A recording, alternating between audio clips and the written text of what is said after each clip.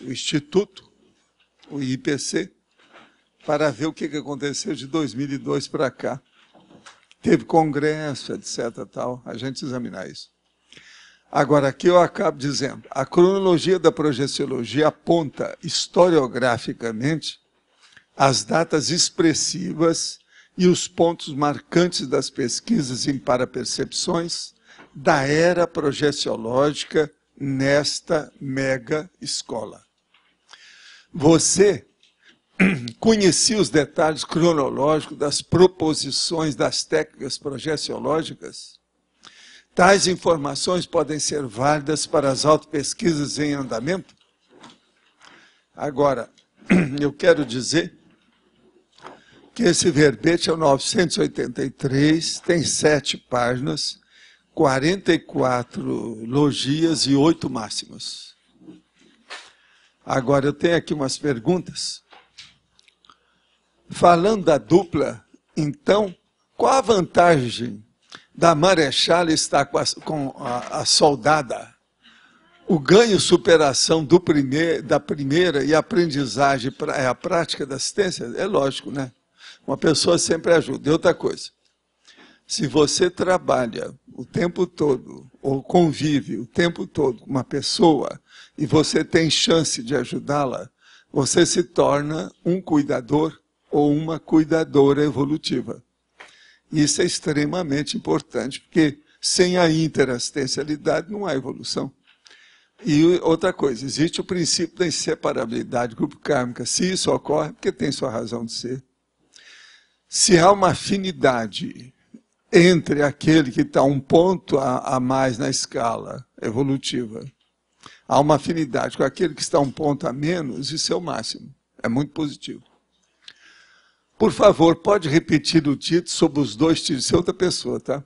2 tipos de dupla, para que possamos refletir mais profundamente? Assistir sempre, independentemente do nível, é o melhor? Certo? Sim. Mas uma dupla mais homogênea em termos de pensanidade não pode ser mais útil a terceiro pela homeostase? Sim. Mas veja, às vezes é melhorando aquela pessoa que você põe junto de você, que você vai melhorar mais ainda o grupo evolutivo. Isso aí você esqueceu de falar. Está entendendo? Porque melhorando uma, é o espelho que reflete nos outros. Tudo tem sua razão de ser. E outra coisa, e os seus débitos kármicos, grupo kármicos? A gente tem que atender aquilo que falta. Outra pergunta. Os fatores da instabilidade na macroeconomia mundial em conjunto com a reeleição americana e hipótese podem fazer parte de uma reurbanização grupal? Não, isso tudo já é, né? Que tipo de grupos estariam sendo assistidos? Tal ligação tem ligação com os revolucionários da China? Qual a melhor postura evolutiva de cada um? A melhor postura é o seguinte: não confiar nos aventureiros estadunidenses, quer dizer, aqueles que se chamam de norte-americanos. Não confie neles porque tem o capitalismo selvagem dentro de uma sociedade patológica dedicada ao belicismo. É a trigonometry, quer dizer, eles medem tudo pelo gatilho. É a chamada Gun Society. Não adianta a gente querer fugir disso. E outra coisa, eles são ainda armados e ajudados e se ajudam entre si com os judeus, que é o processo do sionismo, que é Israel. Isso tudo estão juntos. Por isso que eu estava contando aqui o caso, por exemplo, daquele camarada Eduardo Said, que era também americano. E ele era palestino. E ele explicou isso tudo durante a vida dele toda. O homem foi perseguido mesmo nos Estados Unidos e dentro da universidade lá. E foi perseguido em Jerusalém, foi perseguido em Frankfurt, foi perseguido em vários lugares. Tem isso tudo, é só pegar os livros dele e ler. Agora veja, se lá nos Estados Unidos, que eles falam tanto e enchem a boca sobre democracia, a situação é essa, pensa bem no resto. Estados Unidos deve ser considerado a capital da democracia. Mas que democracia fajuta ainda que nós temos aí. De modo que a gente não pode confiar em matéria de cifrão. Chama dollar sign. É o sinal do dólar, ou seja, o cifrão do dólar. Isso é que manda em tudo. Então é preciso ter muito cuidado. O dólar já estava, quando eu fiquei sabendo agora, a 2,30 hoje. Outra pergunta. Um dia tive uma projeção em que encontrei uma concierge de uma idosa energizando algumas fotos na sala. Por quê? Possivelmente é porque as fotos estavam carregadas e ela queria limpar. Possivelmente ela tinha alguma relação com as fotos. Veja se as fotos não são da antiguidade, da família, ou qualquer coisa de relação com a família. Geralmente é isso. Às vezes ela está querendo limpar o ambiente. Ou porque estava, às vezes, você precisa de ver, ela estava chorando ou qualquer coisa, ela estava batida, precisa de ver. Se foi, é porque ela estava lembrando de alguma coisa. Fotos antigas expostas assim, tipo americano também, que é uma cultura americana, que coloca sempre, o cara vai para o escritório e leva a foto da mulher e da filhinha. A professora vai e coloca na mesa um vaso de flor, quase sempre também com a foto, qualquer coisa, do rapaz que está em casa. Agora aqui, outra pergunta. Tudo sendo relativo, posso perder um benefício conquistado em uma vida? Por exemplo, conquista do EV, dispersidade, projeção lúcida. Conquistando tais ferramentas evolutivas, vou usá-las em uma próxima vida? Ou posso retroceder e começar do zero de novo? Seria bom você perguntar para você mesmo. Quem é que vai saber? Depende da vontade sua. O que você quer? Se você quer, você decidiu, você vai fazer, acabou. Mas eu não ponho a mão nessa cumbuca, tá? Eu só vejo aquilo que eu estou vendo finding. Entrar na história do fato que está sendo em desenvolvimento. Agora, por exemplo, uma pessoa, ela muda de uma hora para outra. Quem é que ainda não viu uma pessoa mudar de uma hora para outra?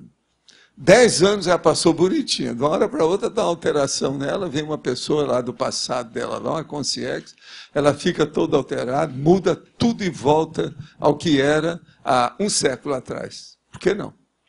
Esse retrocesso acontece. Mas então depende de você, da sua vontade. Agora, o que é que eu vivo falando aqui? Vamos dar um jeito de consolidar as nossas conquistas nessa vida. Vamos fazer a repetição daquilo que a gente precisa e ficar firme com linearidade da pensalização. É a chamada linha cosmolínea, quer dizer, né? Dentro dos fluxos do cosmos. Isso que é a coisa mais importante. E não mudar, não regredir, não dar um pé para trás, um passo para trás ou qualquer coisa nesse sentido. Então isso depende de você. Agora, vou te falar qual é o princípio. Uma pessoa que conquistou alguma coisa, e aquilo está fazendo muito bem para ela, 90% desses casos, ou mais do que isso, eu não sei porque não tem essa estatística. As pessoas não voltam atrás, elas vão seguir para frente, elas vão se sentir melhor, porque é mais confortável, é mais agradável, é melhor, faz muito mais média. Uma coisa muito séria, as pessoas querem fazer média. Melhora a própria personalidade, o seu temperamento, você vai fazer mais média com os outros. Os outros que eu estou falando, consciência e consciência, quer dizer, amparadores e tudo isso. Outra pergunta. Gostaria de saber qual a posição da conscienciologia e projeciologia quanto a essas informações que correm na internet sobre o LHC, o acelerador de partículas, que é o colisor, que se chama, é o mega colisor, já fizeram na Terra. Presta a ser ligado e quanto, no dia 14 de outubro, e a suposta aparição de naves extraterrestres prevista por média australiana. Olha aqui, eu não sei nada desse negócio de média, eu só sei que esse colisor vai ser bom, vai dar alguma ideia e vai sossegar algum desses cientistas, porque eles vão ter muito trabalho pela frente para estar mexendo com os elétrons. Agora, isso de nave terrestre, eu não sei. Como eu digo para vocês, considero-me extremamente desautorizado para opinar sobre esse assunto. Agora, tem um assunto que eu quero opinar hoje, que eu acho sério, e quero resolver com vocês aqui. Eu estou vendo que tem muita gente hoje. Quantas pessoas tem aí? Tem mais de 50, né? Tem umas 60. O caso é o seguinte, nós estamos fazendo tertuliário. Tertuliário é o debatódromo que a gente está falando. Mas eu queria dar um outro nome. Em vez de debatódromo, porque tem gente que achou ruim, então arranja um outro nome. Então eu queria escrever na placa lá da direita o seguinte, tertuliário em cima, depois colocar embaixo assim, o primeiro argumentário da Terra. O que vocês acham? Eu preciso de ouvir aí, ó, esses crânios. Tem uns crânios aqui que são maiores do que o meu. O meu é pequenininho, ainda mais sem cabelo, não diminuiu ainda. Mas, por exemplo, como é que fica? O Roberto, o outro Roberto, a Cris, o nosso amigo, e você. Quer dizer, o povo todo aqui. O que vocês acham? Vale a pena? Então é o primeiro argumentário da Terra. Eu sinto muito que a Laura não está aqui hoje, porque ela é uma que queria mudar o debatódromo. Ela custou entender isso aí. Agora, com argumentário, acho que não tem jeito. É o tertuliário com argumentário. Então fica tertuliário, o primeiro argumentário da Terra. Eu não lembro de nenhum, porque tudo que existe por aí é sala de convenções, centro de eventos, mega centro de eventos, centro não sei de quê, mas desse jeito não. Até água não dá, né? Tem que ser argumentário. Mas o argumentário pega bem, não pega? Então, vocês estão perdidos. Se preparem, porque eu já ganhei o primeiro argumento. Foi esse. Tá certo? Argumentário. Então, o debatódromo a gente guarda na manga, para qualquer necessidade. Vamos para o debatódromo, etc. Tal. É mais um nome. Virou história. Pois é, virou história. Agora, pode falar. Valdo, na página 100, o penúltimo e último parágrafo, eu lembro que você já andou comentando essas coisas, mas eu queria saber mais em termos desse patrulhamento, como ele ocorreu e as consequências. O patrulhamento é o seguinte, eu deixei o movimento espírita em 66. Agora, o que é que se passa? Aquilo, eu fui vivendo minha vida, tive que sair, tive fora do Brasil, depois comecei a trabalhar no Rio, instalei um consultório, era uma multidão que eu tinha que atender, que o negócio todo, trouxe uma técnica que não tinha na América Latina, nem nos Estados Unidos não tinha, que era um processo do Japão, aquilo atraiu gente demais. Atraiu gente demais e eu também fiz até meu pé de meia, né? Em 2 anos e pouco, eu fiz meu pé de meia. Agora, o que é que se passa? Porque atingi gente demais. Isso então passou e eu comecei a fazer as pesquisas. E aqui também tem outro lugar aqui que eu estou falando, que eu comecei a publicar num dos jornais espírita alguma coisa sobre a projeciologia. Aí, então, lá pelas tantas, esse povo ficou com medo, porque eu estava publicando, mas foi o jornal espírita que pediu para publicar. Entende? Boletim. Então, eles começaram a fazer artigo, inventando umas coisas, exagerando outras, me colocando como se eu fosse realmente o anticristo da história e o culpado. Eu não tinha brigado com ninguém. Eu só dava minha teta para todo mundo mamar, enquanto eu estive no movimento espírita. A realidade é essa, ninguém pode reclamar nada disso. Então, o que eu fiz? A hora que eu vi que o negócio estava acumulando, já tinham vários autores, que eu estou falando aqui, ó. Monteiro, Ormes, todos são espíritas, que estão aí até hoje. Então, o que eu fiz? Escrevi uma carta e coloquei nos 2 jornais, que era aquele que eu publicava, etc. E era para publicar nos outros que andaram publicando. Isso não foi feito, mas não precisou. Depois que saiu a carta aberta, todo mundo ficou quietinho com aquilo. Eu queria saber o que eles se opunham mais, porque... Se opunha mais que eu estava falando de projeciologia e o processo da consciência e falando que o espiritismo precisava de uma reforma, acabar com esse negócio de kardecismo, de doutrinação. Lá na carta aberta, eu explico o que eu achava que seria bom. E outra coisa que eu sempre achei era fazer, por exemplo, um resumo dos livros de Allan Kardec, que chamava de Pentateuco Espírita. São 5 livros. E o livro mais sério lá é o livro dos Espíritas, mas eles não seguem isso, eles seguem o processo da igreja, do catolicismo, do cristianismo, de J. Cristo, que aí apareceu o Evangelho segundo o Espiritismo, a prece de Allan Kardec e tal. Então, eu achava que devia fazer um livro chamado Bases do Espiritismo, para regrar o processo e acabar com esse negócio de doutrina kardecista, porque Allan Kardec ficou com uma doutrina de Allan Kardec, o espiritismo, e não é. Era o estudo do espírito em si, a espiritologia. Mas Allan Kardec não teve tempo, ele estava doente, morreu logo. Ele não teve tempo de explicitar isso, ficou aquela confusão. Então, essa confusão, eu vi que não tinha saída. Por mais que melhorasse, não tinha jeito, porque já tinha feito uma tradição. E o que está aí, ó. Quando eu deixei o movimento espírita, eu falei, Chico, ó, você vai melhorar muito. Você vai fazer tudo aquilo que você quer. Você quer a santificação, você vai ficar na santificação. O seu nicho está constituído. Tudo que eu pude, eu fiz para te ajudar em 10 anos. Agora, você vai conseguir. Agora o espiritismo vai para o buraco. Ele vai ficar cada vez mais faccioso e uma seita cristã igual às outras. Vai ser uma seita evangélica, uma seita do cristianismo. Ó, tudo aconteceu do jeito que eu falei. E eu ainda falei para ele, ó, tudo indica que as coisas que estão aí, até Umbanda é capaz de crescer mais do que o espiritismo. E muita coisa de lá para cá, a Umbanda cresceu mesmo. A Umbanda e essas crenças sincréticas, essa seita sincrética, religiões sincréticas que tem aí de base africana, elas cresceram mais do que o movimento espírita. Hoje eles estão achando que tem milhões aí de espírita no Brasil. Mas tem, deve ter crescido, mas em relação com as outras coisas não cresceu tanto, não. Preciso de ver como é que está o IBGE sobre isso, que eu não sei, eu não estou atualizado. Agora, o meu caso é o seguinte, eu queria era defender certas posições, porque eu sou contra o processo de você se defender, porque o que interessa é defender as ideias. Mas a hora que eles começaram a ir contra as ideias da gente, aí eu entrei. Não, isso aí não, basta. Vamos parar com isso. E depois que eu escrevi essa carta aberta, eles ficaram com medo, todo mundo colocou o rabo entre as pernas, guardou a viola no saco, ninguém falou mais nada.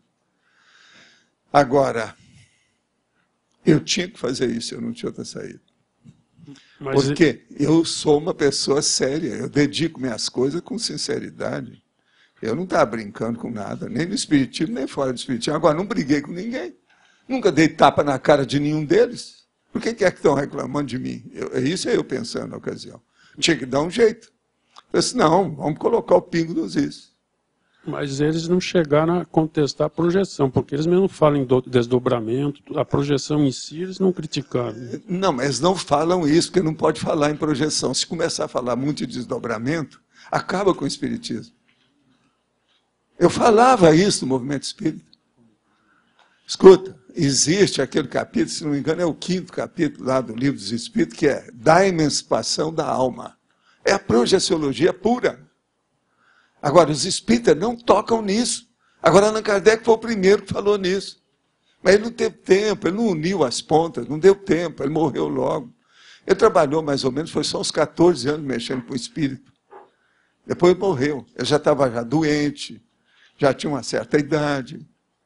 Outra coisa, ele morreu em 1869. Ele viveu mais ou menos 65 anos. Foi mais ou menos do ano, quando ele inteirou 51 para 52, até mais ou menos 54, por aí, com 54 anos de idade que ele viu isso. Então ele não teve tempo, e ele era doente. E era muita gente contra, né? Porque era normal. É muita gente que era contra ele. Ele teve que sair para fazer debate público, para defender as ideias. Ele andou fazendo viagem, mas ele já não tinha muita capacidade para se deslocando nem nada. Entende? Ele era mais assim, retaco, e tinha um problema de saúde. Agora, ó, eu sei de muita coisa dessa história, até mais do que eles contam por aí, por causa das minhas retrocognições. Eu estava fora do corpo, eu vi muita coisa disso aí. Mas agora, era uma briga danada, e a coisa mais séria que influiu em todo mundo foi a Revolução Francesa. Isso tudo ainda estava sobre uma influência muito forte da Revolução Francesa. Eu sei, a Revolução foi no século XVIII, eu sei. Mas ó, o negócio repercutia muito. Outra coisa, é Paris. Isso tudo aconteceu em Paris.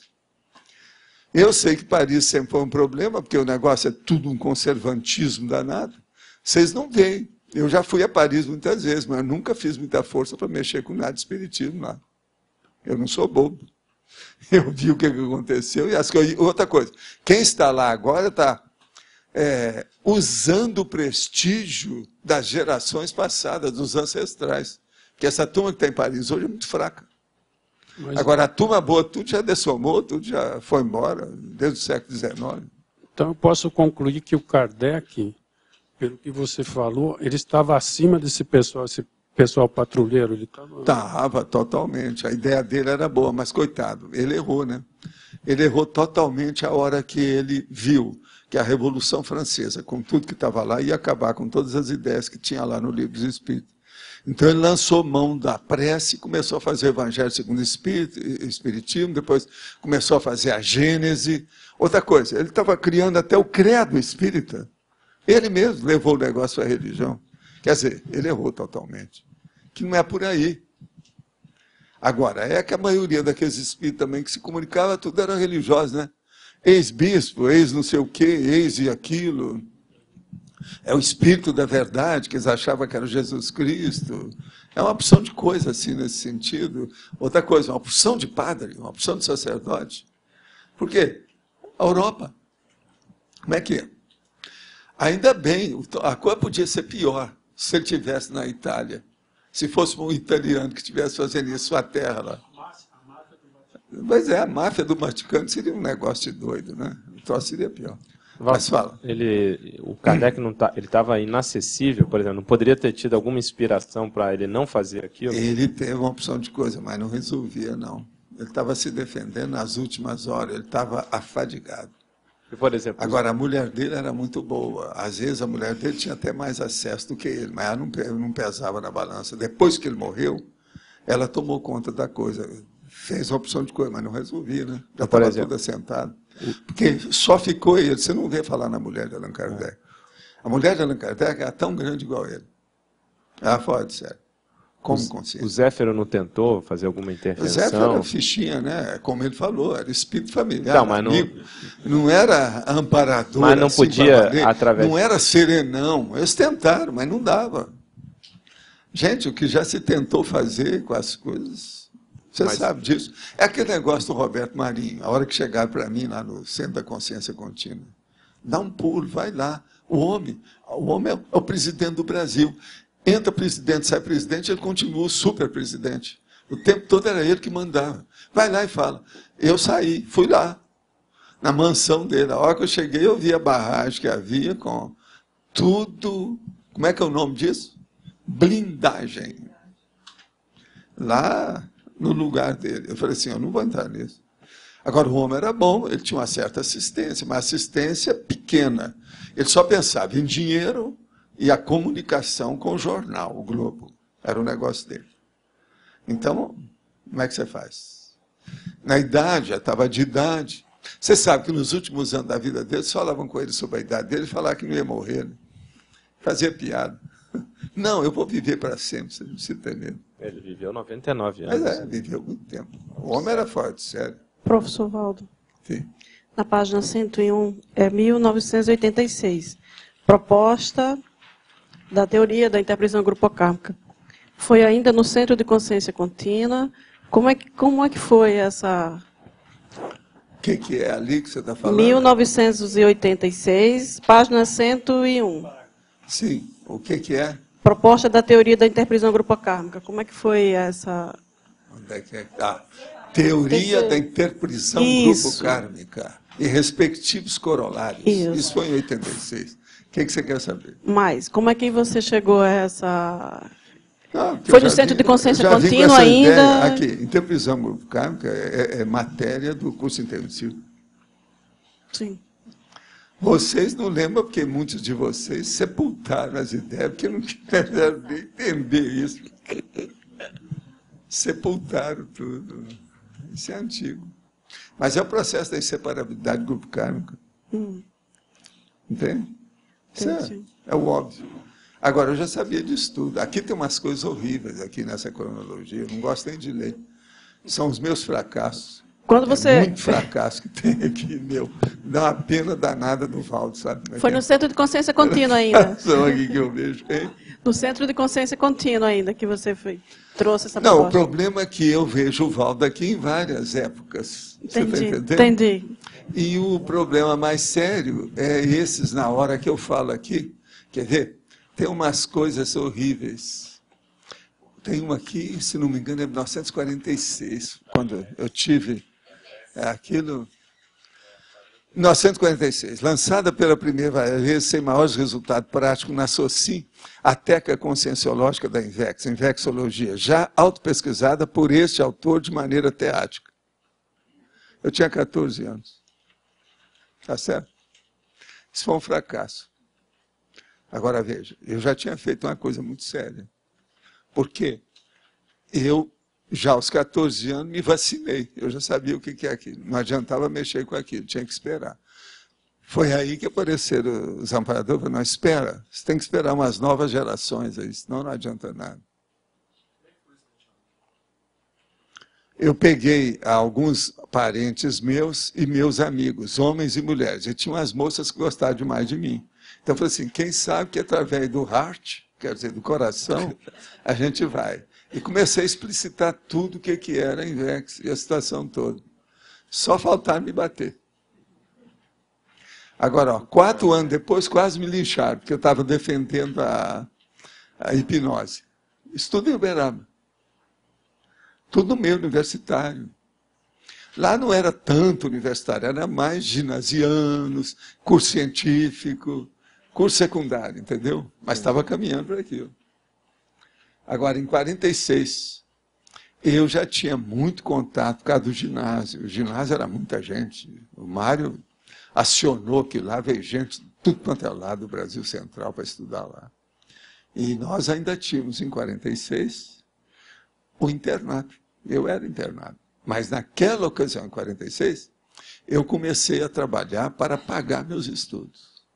Eu tinha, o ano de 46, quando começou, eu tinha 13 anos. Eu comecei a pagar meus estudos por mim mesmo. Alguns anos depois, mais ou menos, uns 4, eles me deram a primeira caderneta de trabalho, carteira de trabalho, assinada. É tanto que aos 51 anos, eu fui aposentado pelo INPS, porque não tinha outro jeito, tinha que ser mesmo, era forçado. 35 anos, pagando o INPS. Entendeu? Bonitinho. E outra coisa, a gente recebia muito pouco, porque naquela ocasião eram 11 salários mínimos que se pagava o máximo. Eu pagava até mais do que isso. Era o máximo, o tempo todo. Quando eu acabei. E mesmo assim a gente recebia muito pouco. Agora, de qualquer maneira, é uma beleza, né? Eu não fiz nenhum seguro sobre esses processos, nem fiz nenhum caixa sobre essas coisas. Então eu comecei a trabalhar tudo. Agora, em 66, eu fiquei na estaca zero de novo. Aí montei meu consultório. Quando eu inteirei lá, estava entrando os 36 anos, eu já tinha meu $1 milhão guardado. Já entende? Que eu peguei o dinheiro que eu recebi no consultório, aquelas coisas todas. Comecei a aplicar na Bolsa. E antes eu tinha estudado no Wells Fargo Bank, que é esse que agora comprou um lá, porque esse aí é grandão, esse aí eu conheço o banco. Esse aí é forte. E outra coisa, e no Wall Street também. No Wall Street eles me levaram, uns caras me deram uma geral, o que era a stock market, como é que entrava, como é que analisava o balanço. Então eu tive a primeira noção de economia, porque eu nunca tinha estudado nada disso. Uhum. Agora, isso tudo foi porque em Hollywood também me ensinaram isso tudo. Foi do jeito que eu fiz o tipo, eles falaram assim, você tem que fazer um pé de meia por você. Você tem que ser independente, senão não adianta nada. Se você sair de branco e não tiver independência dentro de você, o povo te engole. Vão te arrastar, você vai virar João Bobo. Eles vão fazer piada a seu respeito, a respeito da sua pessoa. Eles tinham razão. Então eu tinha que fazer o meu pé de meia para ser independente, para falar o que eu bem entendesse. Porque uma pessoa sem dinheiro e por baixo, underdog, como eles falavam, underdog, que é o nome. Quer dizer, underdog é o cri-cri do germe do cachorro. Vocês estão entendendo bem? É o underdog, é que está por baixo do cachorro. Então, assim, você não pode ser underdog. O troço você tem que ficar na média, para brigar no nível correto da sociedade que é patológica. Uhum. E foi o que eu fiz. Agora, Valdo, aqui em 46, você já usava a expressão inversão existencial, no caso, né? Em 46. Não, era mais ou menos isso. Não era exatamente mas essa expressão. Mas eu tinha que explicar muito para a meninada. Eu falava que era um processo da pré-aposentadoria.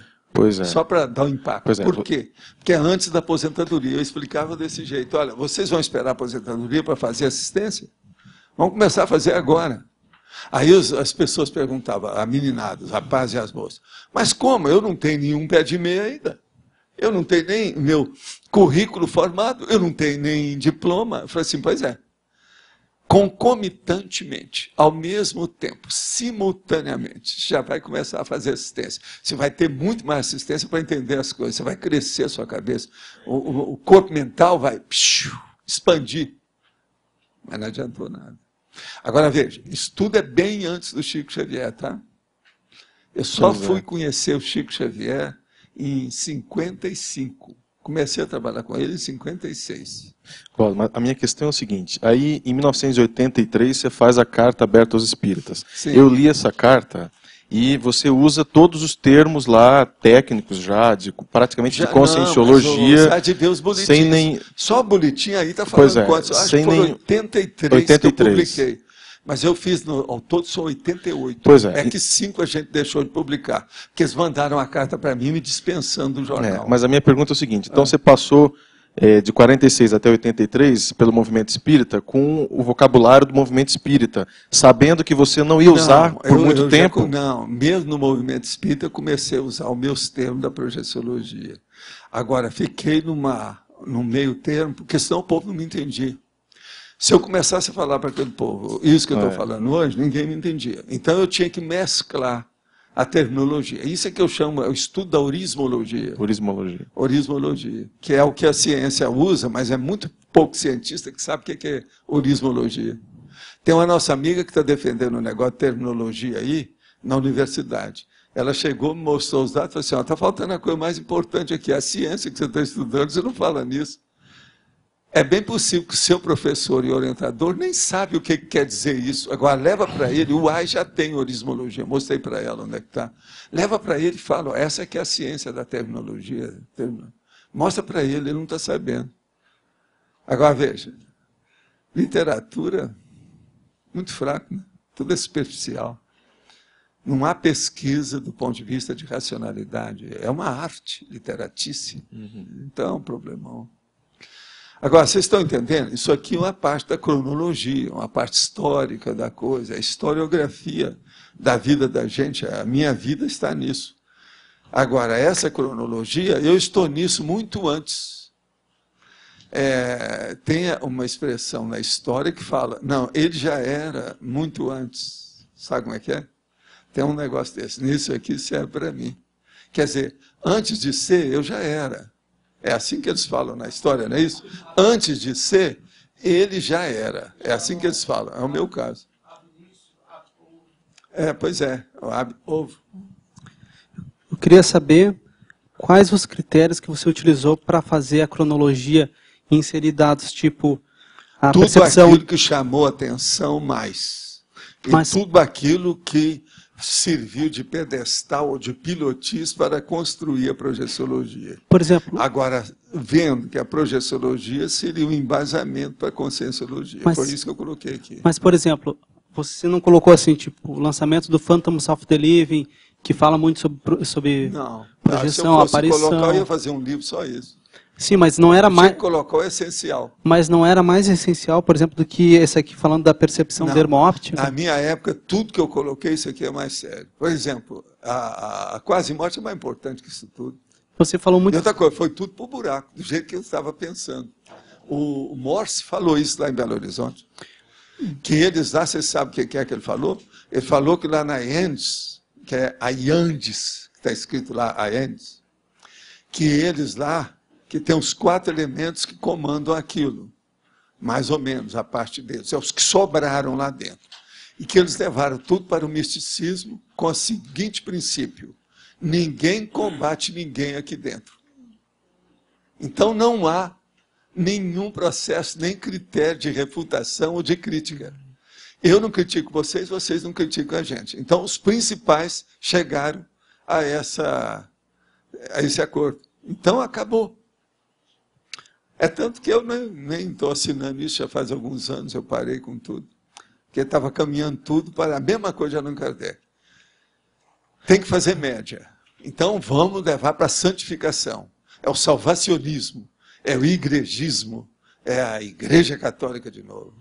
É que eu te perguntei porque você sempre fala também do Phantoms of the Living, da importância científica que teve na época. Pois é. E aí você não tem inserido, e tem inserido, por exemplo, esses dados sobre dermo-óptica que, não, a meu ver, não é... Isso aí, eu falo na bibliografia. A bibliografia tem essas coisas todas. Aqui ó, tem o essencial daquilo que eu julguei que fosse muito importante. Você tem coisa aqui muito mais séria que você devia te perguntar. Por exemplo, quem que é que está fazendo aqui? 1939, o russo Semyon Davidovich Kirlian reapresenta as controvertidas irradiações eletrográficas. Eu acho isso importantíssimo por causa do processo da energia. Uhum. Ele tentou, fez força. E depois mudaram os nomes, fizeram um monte de coisa. Agora, do ponto de vista histórico, entende, Gabriel? O que eu encontrei de mais sério é isso que está aqui na ocasião. Por 19 anos pesquisando isso aí. Eu não julguei fora nada, não. Foi tudo estudado. Agora, tem coisa que você vai olhar, você não vai entender, mas dentro daquela contemporaneidade, no Zeitgeist, naquele momento evolutivo, isso aqui é que mandou. E aí eu tinha que fazer a cronologia baseada nisso. Você tem que lembrar ó, que a partir de 1946, que é o processo aí da Invex, para cá, eu vivi isso tudo, né? Com esse corpo que eu estou falando. E outras coisas eu vivi antes, com outro corpo, outros corpos. Tem isso. Agora, eu era consciente disso tudo, mas não podia pôr nada aqui dentro, senão eu ia colocar muita coisa que eu sei. Eu ia ampliar isso tudo aqui, dá para fazer um livro. Teve uma pessoa que pediu para mim, faça um livro só disso. Eu falei assim, não, agora não dá, isso aí já se tornou secundário, porque eu tinha que trabalhar, eu dediquei muitos anos à projeciologia. A hora que eu parasse, era para parar mesmo, foi o que aconteceu. Hoje eu volto, mas é mais uma especialidade. Mas eu não estou dedicado o tempo todo, em tempo integral, né, full time, à questão. Agora, aqui, pergunta aqui. Os fatores preponderantes do fenômeno da projeção seriam o autodiscernimento e a lucidez consciencial? Sem dúvida, são dos maiores. Mas tem uma outra coisa séria, que é a cosmoética evolutiva, ou a evolução cosmoética. Se a resposta for sim, como ocorriam as projeções da antiguidade, visto que o homem não possuía consciencialidade? As projeções eram todas de bicho. O professor poderia comentar a possibilidade de, no futuro, ocorrer a utilização de aparelhos que facilitem a projeção, substituindo assim a vontade? Olha, eu não sei. Vamos ver. Tomara. Oxalá. Né? Vamos fazer força. Vamos ver o que dá. Agora, ó, eu ainda não vi aparelho nenhum melhor do que a vontade da pessoa e a consciência em si. De modo que, como nós estamos mexendo com consciência, eu acho que aparelho, no fim, sempre é besteira. O processo nosso é a vontade, é aquilo que você quer, o pulso, é a definição, o critério, a decisão, a determinação, pessoal. Eu acho isso mais importante que toda essa bobajada que tem aqui do Maya, quer dizer, da ilusão da matéria. Isso tudo é bom, mas é secundário. Em 1979 foi lançada a técnica do estado vibracional, citada na página 100 do verbete de hoje. O professor utilizava essa técnica antes de 79? Sim, eu já utilizava de vidas anteriores. Pelo fato de pesquisar a respeito do assunto, o professor teve conhecimento de muitas outras técnicas. O que diferencia o EV das demais técnicas? É que ele funciona mais, é só se olhar. Agora, ele já vem das minhas vidas anteriores. Técnica é o seguinte, ela é boa se você chegou a fazer e executar. Se você incorporou isso à sua vida e ela deu resultado, arranja uma que seja melhor do que o EV, que eu pego na hora. Mas não tem outra, me arranja. Faz quantos anos que eu estou falando isso? Dezenas de anos, só nessa vida. Ninguém nunca me arranjou uma outra melhor. Outra coisa, tem um cara que falou para mim, logo que viu o EV, falou assim, Valdo, você pode dessomar, arranja outro corpo, porque esse aí já cumpriu o que tinha que fazer, só com estado vibracional. Entende? Em parte eu tinha razão. Mas não é bem assim, né? Tem muito mais coisa para fazer. Se o processo de energia só já tivesse resolvido o problema da Terra, já teria resolvido. Muita gente já passou, muita gente mexe com energia, e a vida energética. Mas quer dizer, na literatura projeciológica existe algum caso de projetabilidade no qual a pessoa passou meses projetada, estando em coma, e depois retornasse com todas as lembranças projetivas? Todas não, algumas sim. Eu mesmo tive isso. Tem um monte de gente que eu já vi. Mas todas não. Porque no coma, de vez em quando, tem que sustentar a situação. E não é só isso. A gente vê, tem uma experiência mais séria do que isso. A gente sai do corpo. E se você vai para uma projeção mais prolongada, ou dentro de determinadas condições de distância, ou através do corpo mental, ou levando mesmo o psicossoma mais lastreado, quer dizer, então, a situação é difícil. Você tem que ir, de vez em quando, você tem que voltar para alimentar o seu corpo, mudar a posição, acertar o processo físico, estático, ou qualquer coisa dele. De modo que, na questão do coma, essa situação é mais grave ainda. Então, de vez em quando, a consciência tem que vir ali, ficar perto para alimentar o corpo com alguma coisa para não perturbar mais, porque não pode ficar só de cérebro vazio o tempo todo. Eu não sei, por exemplo, tem uma pergunta que eu poderia fazer que eu não sei. Se alguém quiser pesquisar, está aí, uma coisa terrível. Quanto tempo um cérebro humano pode ficar vazio de consciência? Mas fala. Valdo, na página 100, em 1982, em novembro, é o último 1982 ali dos 3. Você fala do artigo do Sebastião Mendes de Carvalho. Sim, é um advogado, meu amigo. É. Ele era apaixonado pelas coisas aí do Ramatiz. Certo. E Bom, gostava demais de natureba. Nessa a repercussão pelo primeiro artigo na imprensa de uma forma geral. Foi isso, toda a gente conversando, etc., falando as coisas, ele foi escrever. E você cita também a questão do boletim de projeciologia. Ele tinha chance de publicar isso na revista. Eu dei entrevista na revista, eles não publicaram. Não publicaram. Foi por isso que o dele saiu primeiro, entendeu? Agora, a minha questão é a seguinte, dentro dessa linha também não valeria a pena incluir a Planeta Especial que você escreveu de capa a capa? Não, isso foi depois, mas isso era meu, né? Eu não quis colocar coisa minha. Mas Todo também, mundo já mas conhece. foi uma... Olha, aquilo que eu falei de... para você, foi. Essa aí deu uma boa pulo repercussão, né? Terrível. Ela, em certas Como coisas, grande ela mídia, deu tanto Valdo. igual a Shirley MacLaine. Então, e você até falou da expectativa Ela deu da tiragem. tanto igual o Lobsang Rampa. Ela deu tanto, ou até mais, do que o Castaneda. Que aquela foi em Porque 1980. todos esses me ajudaram. Foi em 1989, a primeira edição. Eu acho que, do ponto de vista de mídia, Não, de imprensa... aqui tem um monte de coisa que você pode pôr. Mas agora, se a pena. for olhar a bibliografia, tem que colocar centenas de obras aqui. Não são só essas que vocês estão falando, não. Tem muito mais coisa aqui dentro. Tem muito mais obras. Eu tenho que olhar aí a minha listagem. Essa, o título Outra coisa, a Viagem hora que Astral, a gente né? publicar a terceira bibliografia, vai ter isso tudo para dar com pau. Quem quiser vai poder estudar tudo, que vai ter muito mais. Eu, para mim, já está chegando mais ou menos a 10 mil. A terceira bibliografia. A terceira bibliografia. Agora, Valdo, 10 mil fontes. Outros dois itens que é Com uma... o tempo ela vai chegar nisso. Outros dois Quanto que é que tinha lá a última vez que eles estavam levantando? Pois é, já digitado já tinha mais de 7 mil. Outros dois pontos que a Mabel lembrou, um é o Fórum de EQM, talvez seja o caso, que o Peter Fenner, lá em São Paulo.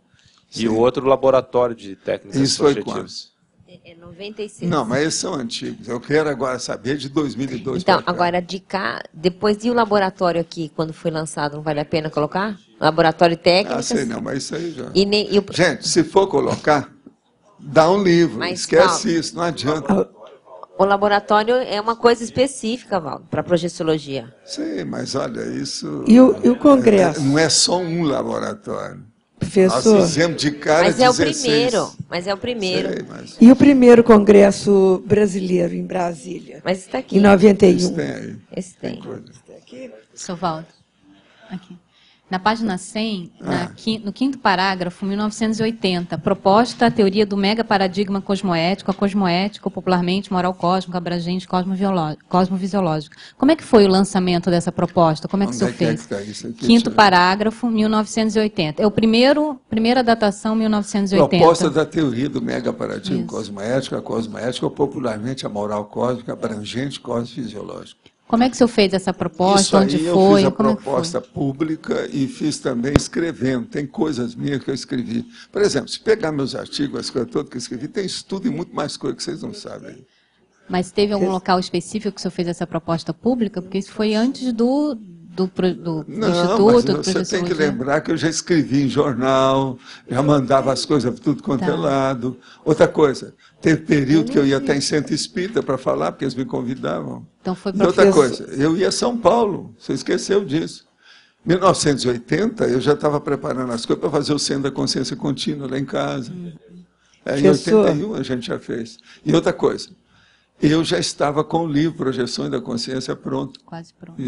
Já estava praticamente pronto. Professor. Eu demorei até publicar o Projeções da Consciência. É que as projeções foram de 79, né? Pois é. Professor. Agora já estava pronto. Já estava pronto. Já.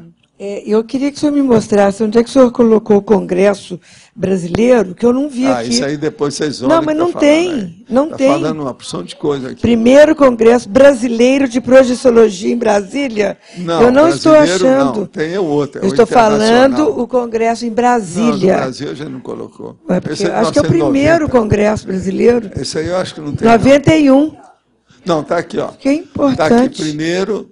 Realizado o primeiro Congresso Internacional de Projeciologia em 1990. Esse é que manda, o resto tudo o brasileiro não é irrelevante? Seria isso? Mas é que tem outras coisas que foram feitas. 91...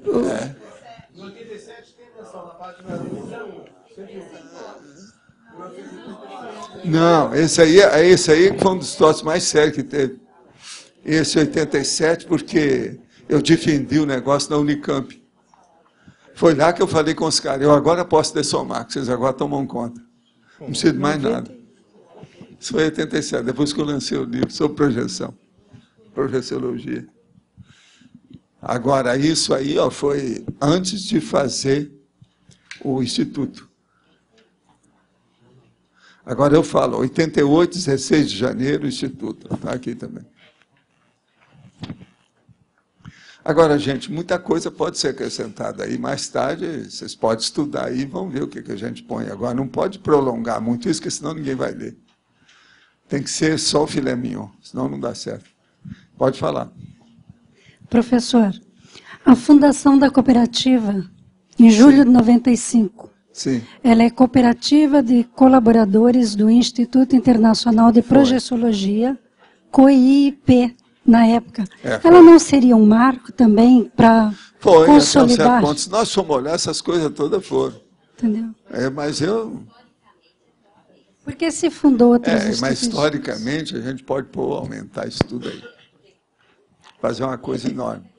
Agora, o que eu vejo é o seguinte, a coisa mais séria é que nas bibliografias vão ter isso tudo, inclusive as coisas da cooperativa, do CAE, que tem tudo. Que a coisa mais séria, por exemplo, tem uma que eu não coloquei aqui, que é a Cognópolis. Aquela primeira vez que eu falei sobre Cognópolis foi publicado no jornal aqui do CAE. Isso não está aqui. Mas isso devia estar aqui. Assim, mais sério, eu não sei se está. Eu acho, eu estava para colocar, mas não sei se eu cheguei a colocar. Não tem. Esse aí é muito mais sério. Mas o senhor vai fazer a cronologia... Você lembra que tem até uma foto sobre a Cognópolis, tudo no jornal. Nós temos as coleções, tudo aí. O senhor vai fazer a cronologia da Conscienciologia também? Aí, não, provavelmente... Eu tenho ideia, isso, nós já temos alguma coisa lá, mas agora o caso é que eu estou deixando a coisa caminhar mais, né? Isso aí, no fim da enciclopédia, quando tiver lá uns 1.900 verbetes, eu vou estudar. Porque tem muita coisa para ver. Por exemplo, eu tenho que colocar esses livrões todos que eu tenho. Como é que fica? Eu não sei. Eu estou fazendo a coisa para ver. Daqui uns 4 anos, eu calculei mais ou menos 2012 para estudar isso aí. Para chegar e dar o lance final, bater na mesa, sabe? O que a gente vai fazer com a enciclopédia? Que é muito material que tem para colocar. Vocês têm que lembrar que eu tenho todos as publicações do Boletim de Projeciologia. Lá tem a opção de coisa que divide foi. Outra coisa, nós temos todas as coleções do Jornal do CIAEC, que é uma das coisas mais antigas que nós temos, tudo quanto é jeito. Você que fazia tudo isso aí. Então, isso tudo está aí. Outra coisa, nós temos a coleção de toda a consciência, a coleção do Journal. Quer dizer, tem muita coisa que pode tirar daí. Só aí eu estou falando 4 fontes mais sérias nossas, para a gente ampliar isso, se quiser. Professor, uma coisa que chama atenção é que pula aqui do ano 100 para o ano 1743, né? Sim. O que você atribui, assim, principalmente, que teve esse gap assim, tão grande de... Não é que teve esse gap. Na verdade... O processo é que havia uma opção de coisa, mas não interessava. Historicamente, o que fixou foi isso aí. Será que foi mais, assim, questão da... É o que interessa. É o que interessa. É uma outra questão aqui. 1743, em Estocolmo, o Diário Espiritual do Swedenborg. Foi a coisa que eu achei mais avançada que tem. Esse homem era fora de série. Foi o primeiro que falou em ectoplasmia sem falar. Não foi ele que criou o nome. Quem criou o nome foi o Charles Robert Richer. Isso já no século XIX. Agora, nesse período deve ter tido algum outro fato Não, que... teve um monte. Mas o que eu quero dizer é o seguinte. Não, que eu queria... Eu dei o que tem. Quem quiser que vai estudar. Que não, tem e deve muito ter mais tido do que coisa isso. também de livro que sumiu também. Outra né? coisa, eu dei 347 antes da era nossa atual. Depois eu passei para 79. Você não viu essa? Depois vai para 100. Depois de 100 vai para 1743, de propósito. Eu coloquei o que interessa. Agora, ó, eu coloquei aquilo que eu segui. As coisas que eu segui estão aí. Uma outra questão aqui. O senhor poderia falar mais um pouco mais sobre... Tem um cara que chegou para mim e perguntou para mim, eu quero só falar para vocês, eu não sou nada disso, não. Ele falou assim, você foi o Arisdeu, né? Que está bem dentro do, né? Bem dentro do recado, né? Devia ser o Arisdeu que devia estar aqui, e não eu. Não é isso? Então é você. Você é o Arisdeu. Por isso que eu coloquei os troços aqui. Ó. São coisas que eu tenho relação. O Arisdeu de Solis. Mas não fui Arisdeu, não. Eu não fui, nenhuma coisa nem outra. A gente ajudou. Uma outra questão, professor. É na página 98, em político... Eu vou dizer, não estou, de modo algum... Censura. A página 98, em politicologia, o senhor fala de progestiocracia, né? Progestiocracia. Poderia dizer, olha, como é que o senhor imaginou isso? Essa progestiocracia tem outro nome também que eu dou sobre o processo, que é a cognópolis. Tem uns que eu coloco até entre parênteses, cognópolis. A progestiocracia é a cognópolis. Até um certo ponto. É o trabalho que está sendo feito aqui. Esse regime político que nós temos na CCCCI. Agora, tem outros nomes que eu dou, além desse. Você olha depois aí nos verbetes que está falando, tem uns que estão entre parênteses assim, cognópolis. Não, tem um outro. É um outro. Alguma coisa aí mais avançada. Hein? Alguma coisa nesse sentido. Tem algum deles. Lucidocracia? Alguns desses. Eu sei que está lá escrito entre parênteses. São um monte de verbete, tem isso. Um outro item aqui que o senhor não vai dispensar de acrescentar aqui é o CIPRO desse ano, né? De 2008. Não, teve em Belo Horizonte. Horizonte. Preciso estudar de 2002 para cá, o que é que tem. Como o senhor botou todos os CIPROs, Mas né? mas precisa de atualizar. Isso aí é só até 2002. Você não colocou claro. Depois, tá bom, beleza. É o que eu falei. Obrigado. O Instituto tem que estudar isso aqui para a gente ampliar.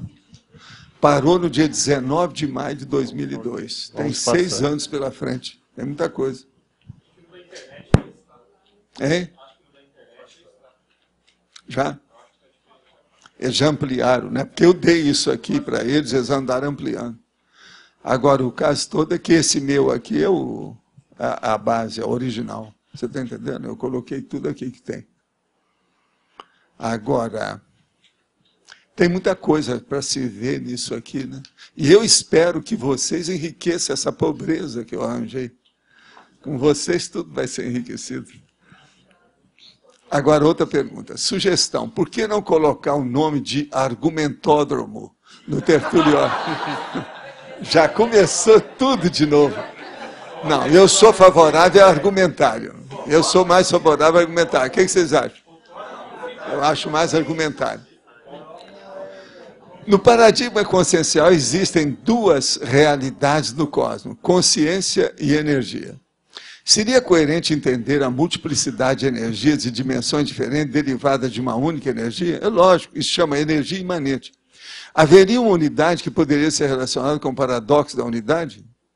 Olha, o problema é energia imanente. É bom você ler o que eu já escrevi sobre isso, que lá tem alguma coisa. Existe alguma hipótese para haver um gap tão grande no ano 100 até 1743 para 99 do verbete hoje, sem registro significativo a respeito da projeção? Olha, é bom você pegar e ter as suas auto-retrocognições e ver o que você me ajuda aí. Tem muita coisa que aconteceu de lá para cá. Outra coisa, vocês todos estavam vivendo em algum lugar, ou na baratrosfera ou fora. Algum lugar vocês estavam, porque todo mundo já tinha lucidez. Isso eu garanto. Olha, a garantia ou o seu dinheiro de volta. Esse aí eu garanto. Esse eu assino. Mas então, Sérgio. Professor, página 102 ali, por favor. Sim. Tem ali o primeiro registro de 94. Com relação aos critérios, eu fiquei em dúvida por que foi colocado aqui. 20% de cientistas convencionais ainda dedicam trabalho e talento ao aperfeiçoamento das técnicas para matar o semelhante. Isso aí é porque, na ocasião, eu colhi os dados por causa dos processos do belicismo. Então, eles calculavam que 20% de todos os cientistas vivos da ocasião mexiam com o processo de belicismo. Armas bélicas, então, Pentágono, o Brasil. Você sabe que o Brasil carrega, atualmente está fazendo até avião de guerra e outras coisas mais. Mas tudo é cientista. Entender a relevância que o senhor encontrou aqui para entrar super relevante com a projeciologia. Presta atenção. O que é a projeciologia? É sair daqui para ir para outras dimensões. Os caras vivem mandando gente lá de volta, fora de hora. Tem que chamar atenção para isso. Os caras são tudo doidos. E outra coisa, cientista estão usando a ciência para matar os outros cada vez mais, não é uma loucura? E a gente falando em cosmoética aqui, falando no deserto? Como é que é isso? Cosmoética, cosmoética, cosmoética. E eles, matando os outros, não quer saber. Olha os americanos. Escuta, você sabe o caso lá do Clinton? Clinton foi um dos presidentes americanos mais inteligentes, de QI mais avançado que tem.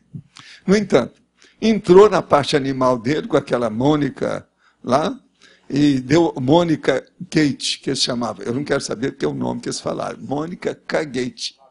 Então, veja. Agora, então, veja, é o que tinha, é o nome que tem. Agora, para ele mascarar o escândalo da Mônica Gate, o que ele fez? Mandou que matasse uma porção de gente na África. Você sabe disso? Como é que fica? Isso tudo é. Outra coisa, é esse cara aí, Clinton, o mais inteligente. Se o mais inteligente faz isso, a hora que entrou o Bush, falou assim, ixi, nós estamos perdidos. Vai afundar o império. Tudo tem sua razão de ser, né? Eu falei assim, ó, pode ser que já estão colocando para afundar o império, está tudo certo. Primeiro veio o Clinton, um dos caras mais inteligentes de todos os tempos dos Estados Unidos. O QI dele é acima da média. Agora, depois mandaram o cara de QI mais baixo de todos os presidentes. O negócio dele é de 80, sendo que o pai dele é de 100. Agora, o do Clinton é mais de 140. Isso é eles fizeram, eu vi isso tudo nos Estados Unidos. Tem uma listagem. Então, baseado nisso, você pensa bem. Agora, eu precisava de colocar até outras coisas que não tem nada diretamente com a projeciologia, mas só tem que ver. Agora, esse aqui, vocês não acham que o cientista não devia estar cuidando dele, saindo do corpo, cuidando da sua consciência e fica querendo matar os outros? São os burraldos, burrildos e burroides. Eu vivo falando isso aqui. Depois, professor, eu vi uns detalhes aqui, seria até a questão de padronização. Certo. por exemplo, tem algumas... A maior parte está dizendo no presente, né? Então, lançada técnica é realizada. Tem alguns que ficaram no passado. Algumas não, outras ficaram no passado. Eu não sei se é o caso de padronizar. A revista Consciência, que está ali, o jornal Conscienciology, não seria o caso de o Journal, de indicar a fonte, né? Quem publica, na verdade, ficou solto, né? Lançada a revista... sei não, mas isso aí eu já coloquei assim para chamar a atenção. Que a pessoa vai querer ver o que é. Nós temos coleções inteiras, né? Isso está vigente, em vigor. Tá, e eu fiquei em dúvida com relação à concordância, se, por exemplo, é lançado a obra Journeys, eu não sei se é lançada a obra. E o outro também é o meu caso, é lançado o boletim. Ele é lançado a obra, em 1971, na página 100, por exemplo. Sim, isso aí precisa de arrumar. E o outro é o contrário daí, que é 1987, é lançada pela Yandes o boletim. Acho que é o caso. Em 71 também. É lançada a obra. Aqui é lançada, aí está errado. Né? A obra é lançada. Em 87 mas isso aí eu preciso de ver como é que está lá. Agora tem umas coisas aí que precisa de acertar. Assim, você tem toda a razão. Eu acho que pegando esse gancho aí na página 100, em 1978, 1981 e etc., onde tem stores, né? Em Connecticut, ou então só Connecticut, para ficar também padronizado. Eu nunca ouvi falar em no Connecticut, ou no estado de Connecticut. No estado, não é no estado, no Connecticut. Então é em Connecticut. Os americanos falam assim, eu também já escrevi. Não, isso em português. Não, pois mas pode, qual o problema? Não, em português, porque você está dizendo aqui. Mas é Connecticut. Em Connecticut, não no Connecticut. Mas eu posso falar no Connecticut, está tudo certo. Tá, você pode falar, mas não é o usual. Em português está tudo certo. Outra coisa. Então, continuando aqui no 80. Na França ou em França, tudo é certo. Isso depende aí do estilo da pessoa. É porque, isso não está errado, não. É porque não está padronizado. Eu achei que você quisesse padronizar. Eu não faço padronizado para chamar a atenção, que é aquele negócio que a gente usa. Tá, então, em 93, no 1993, 1983, na mesma página 100, sim, avaliação. No estado de São Paulo. São Paulo? O que tem? Por quê? Não é no estado de São Paulo, Brasil? Não, está... é Estado de São Paulo, SP Brasil. Tá, aí você SP põe... SP é a sigla do Estado. Eu sei, mas olha aqui, em outras datas você não colocou o nome do Estado. Isso é proposital? Mas esse aqui é de propósito. Não, porque tem outros que você põe assim, ó... O problema é que tinha que colocar em São Paulo, por causa do meu negócio do boletim, isso aí foi muito combatido. Em São Paulo... 83 edições, foi no Estado de São Paulo, sim. Porque o jornal era... Ele ia para o Brasil inteiro, mas era mais no Estado de São Paulo. Porque no estado de São Paulo já está subentendido que é São Paulo, né, não? Não. Eu posso colocar, você ainda não viu minha bibliografia, olha os detalhes da bibliografia. Tá, as bibliografias minhas têm tudo, SP, São Paulo, a gente escreve tudo. E por que então você não colocou Rio de Janeiro? São Paulo, Paulo, depois eu ponho São Paulo, São Paulo. Tá. E Rio de Janeiro, por que não seria, então, RJ? Eu ponho também. Não, mas não está. Em 1986... Não, em alguns lugares não precisa, mas essa de São Paulo eu precisava, porque é só esse lugar que eu publiquei. Não tem padrão. Existe uma padronização, até em bibliografia, que em determinados locais você não precisa nem colocar o estado. Por exemplo, isso aí é a questão do Rio de Janeiro. Isso é comum você não colocar também. Isso aí não está errado, não. Agora, quando precisa, eu escrevo às vezes pode colocar, aqui, Centro da Consciência Contínua do Rio de Janeiro. Aí eu ponho tudo. Outra coisa, Porto Alegre, capital do estado do Rio Grande do Sul, Brasil. Eu tive que fazer várias coisas. Tem que falar que é Brasil ali, né, professor? É bom para deixar claro. Porque esse aqui vai para o exterior. Não é porque traduzir isso. Não, e ao Rio Grande do Sul tem que dizer que é no Brasil. Aqui. Na bibliografia, não, isso, mas aqui, não. Isso aqui não tem jeito de mudar o que está aqui, não. Isso a tradução não pode mudar. Senão vai ficar ruim.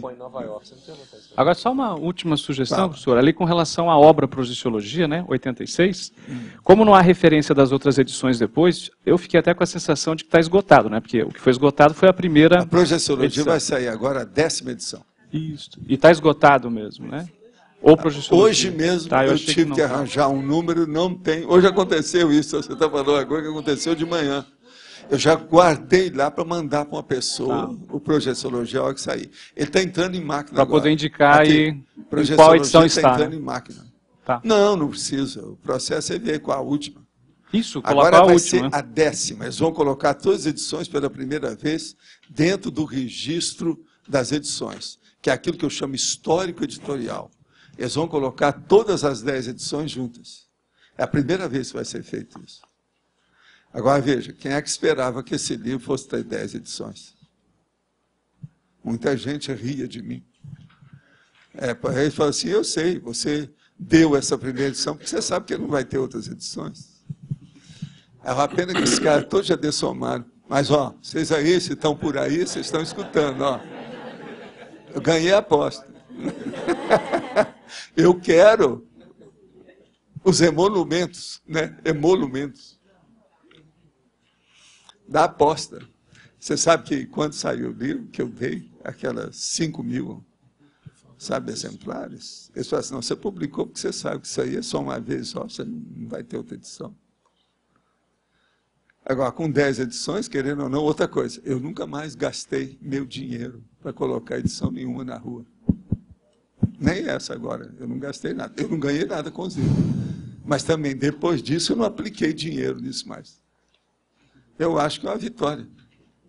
Professor, uma edição dessa, em média, quantos livros? Não, é preciso você ver que todas elas têm lá. Você pega depois o livro e olha o que está atrás. Nós explicitamos tudo, porque a gente não está fazendo negócio com os livros. Não é comércio. Então, tudo a gente fala quantos exemplares foi. Pega qualquer livro que tem página 4. A última é a nona, né? Hein? A última a nona, aí a gente vê de quantas edições, quantos já foram. Você né? vê, mas é a 10ª, agora ela traz tudo. Eu tenho um histórico editorial. Nós somos das únicas pessoas que fazemos isso. Eu gosto de fazer isso com os livros há muitos anos. Entende? E eu gosto também de publicar as tiragens. O povo não gosta, porque precisa de mostrar que está saindo muito para vender muito. Eu não penso assim. Eu gosto de tudo explícito, tudo autêntico, tudo transparente. Eu sou da veracidade, da fidedignidade, se for possível, tudo.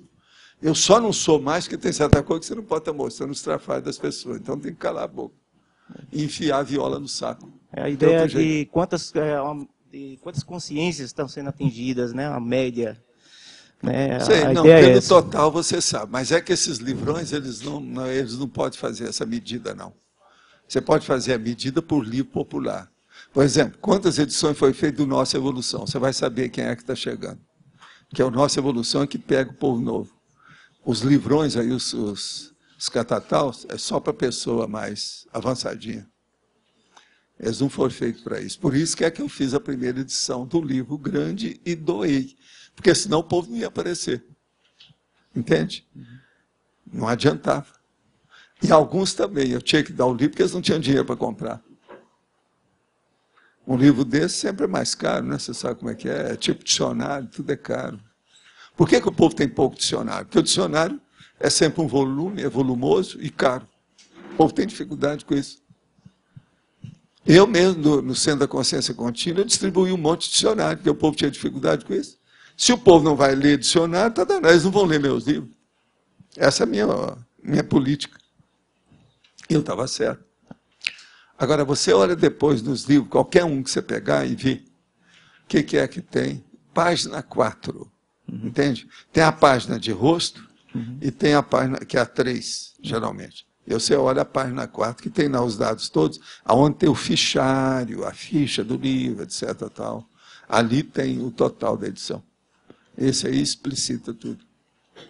Valdo, na página 101, primeiro parágrafo, em 1984, como é que você conseguiu publicar no Jornal Espírita, se teve problema em 83, com o pessoal patrulheiro aí, depois você conseguiu publicar essa maturidade extrafísica? Não?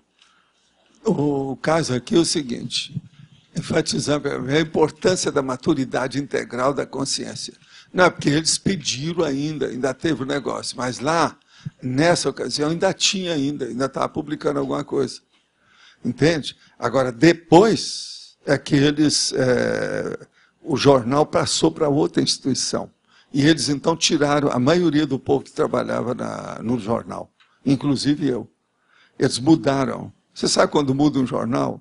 O editorial, o editor-chefe, aquela coisa toda. Então, eles mudaram tudo. Quer dizer que o expurgo veio depois. O expurgo. Foi depois disso. O negócio foi aí. Porque eles publicaram aqui. O negócio saiu no mesmo jornal, praticamente na mesma página que eu tinha o boletim. Vocês olham que tem a coleção dos boletins todo na holoteca. É só chegar lá que vê tudo isso. O que é bom nessa história é que eu sou uma pessoa que guarda as coisas, né? Qualquer coisa a gente chega no nariz da pessoa, não está aqui, ó. Está tudo publicado. Agora, praticamente essas coisas que são nossas, a gente tem tudo aí. Agora, anos depois, você conseguiu publicar mais coisas no Espiritismo? Não, eu caí fora e não quis voltar mais. Quem não quis foi eu. Quando eles mudaram, eu já também não queria mais. E outra coisa, eles fizeram uma opção de injustiça com isso. Amigos nossos que trabalhavam lá há muitos anos, eles colocaram na rua, houve uma mudança de administração, aquela coisa toda. E eu falei assim, eu não vou entrar nisso, que isso aí já é interprisão, Grupo Carmo. Deixa para lá. E outra coisa, eu entrei lá porque pediram para fazer o boletim. E eu saí porque pediram. Mandaram uma carta me dispensando. Então, o meu processo é esse. Eu não sou xereta na história de nada. Fiz o que eu pude.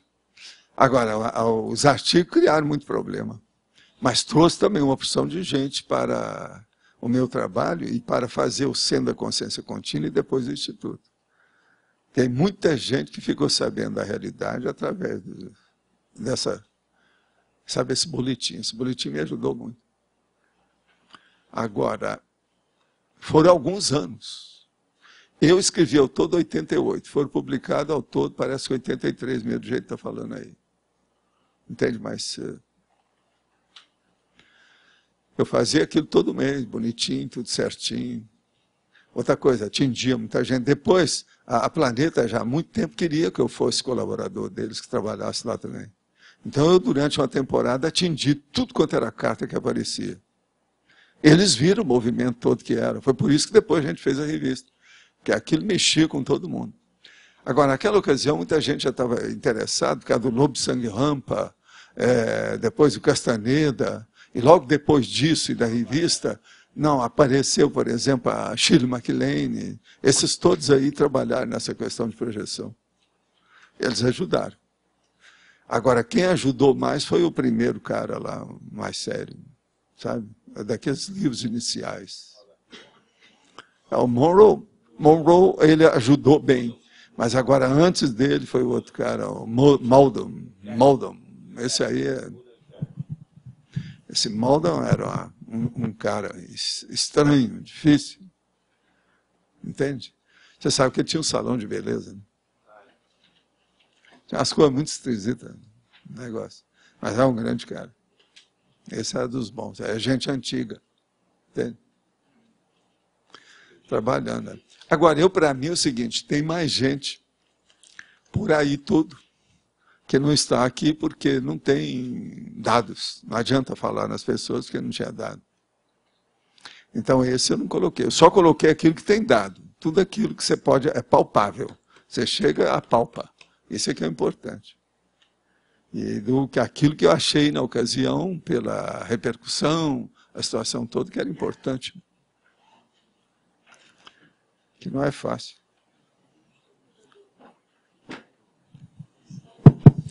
Valdo, seria de colocar, de inserir na cronologia a publicação do Cristo Espera por Ti, na década de 60, né? Não? Por fazer o link com o Balzac? Ele é mais livre espírita, né? Não tem nada a ver com isso. Eu pensei por causa da relação do Balzac, né? De vir como consciex. Se fosse assim, eu ia colocar a Antologia dos Imortais. Que lá está falando em Serenão. Está descrevendo o Serenão claramente. É antes. Você sabe que lá está falando em Serenão, no Cristo Espera por Ti. Mas agora, a Antologia dos Imortais é um negócio de literatura, junto com o Chico, e está falando Serenão. E de uma maneira poética, artística, entende? Com verso solto. Isso é muito mais sério, e eu não coloquei. Professor Valdo, ali na frase enfática, o senhor cita a era projeciológica. Sim. Isso aí teria um início mais fácil de se verificar? Está em andamento? Ela é precursora da era conscienciológica? É a era conscienciológica. Elas são concomitantes? A era projeciológica é a mesma coisa, né? É a nossa. Elas são concomitantes. Que pela primeira vez a gente lançou uma coisa mais séria, chamou atenção. Mas se tivesse que problema. marcar que existe uma data específica? Eu acho que a era projeciológica começou mesmo quando eu lancei o Projeciologia. Não foi nem o Projeções da Consciência, foi o Projeciologia. Isso foi em 1986. Que é a hora que a coisa ficou clara. Porque antes, ninguém nunca fez uma cronologia para mostrar, por exemplo, essas coisas do Balzac. Ninguém sabia disso. Esses caras da literatura não viram nada. No entanto, tem gente que falava que Balzac era um profeta, que ele previa uma opção de coisa que ia acontecer nos livros dele. Mas ninguém viu que ele estava falando do homem duplex. Pois é. Não, é muita gente, porque o Rony copiava de outros. Entendeu? O Rony era um grande cara. Ele era um balzaquista. Mas ele fez o amount da situação, o acervo daquele ponto, daquele nível, naquela época. Mas muitos outros falaram antes. O Balzac era tido como profeta. Agora, foi baseado nisso que eu comecei a ver a situação para ver, né?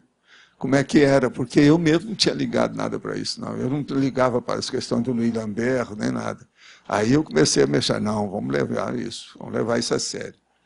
Foi aí que eu fui pegar e fiz o levantamento de tudo que ele falou, com as coisas todas, e publiquei lá. Agora, por exemplo, eu não cheguei a expor, não, mas eu falei do Balzac, antes do Balzac, falei do Swedenborg, com os dados todos, e antes do Swedenborg, eu falei do Nostradamus. Todos eles mexeram com o processo de projeção. O problema da projeção, então, na cintura do Nostradamus, está bem claro lá. Eu expus isso tudo, está lá. O processo é histórico.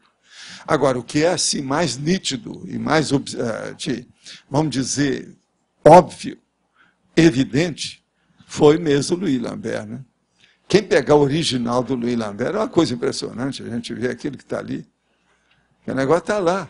Agora, veja, os literatos tentaram mudar aquela situação, não quiseram entrar nisso, torceram a situação, arranjaram um monte de coisa para tirar o corpo fora, mas não adianta, o negócio está muito nítido. Isso aí ninguém nunca quis me combater, não, porque eles ficaram com medo.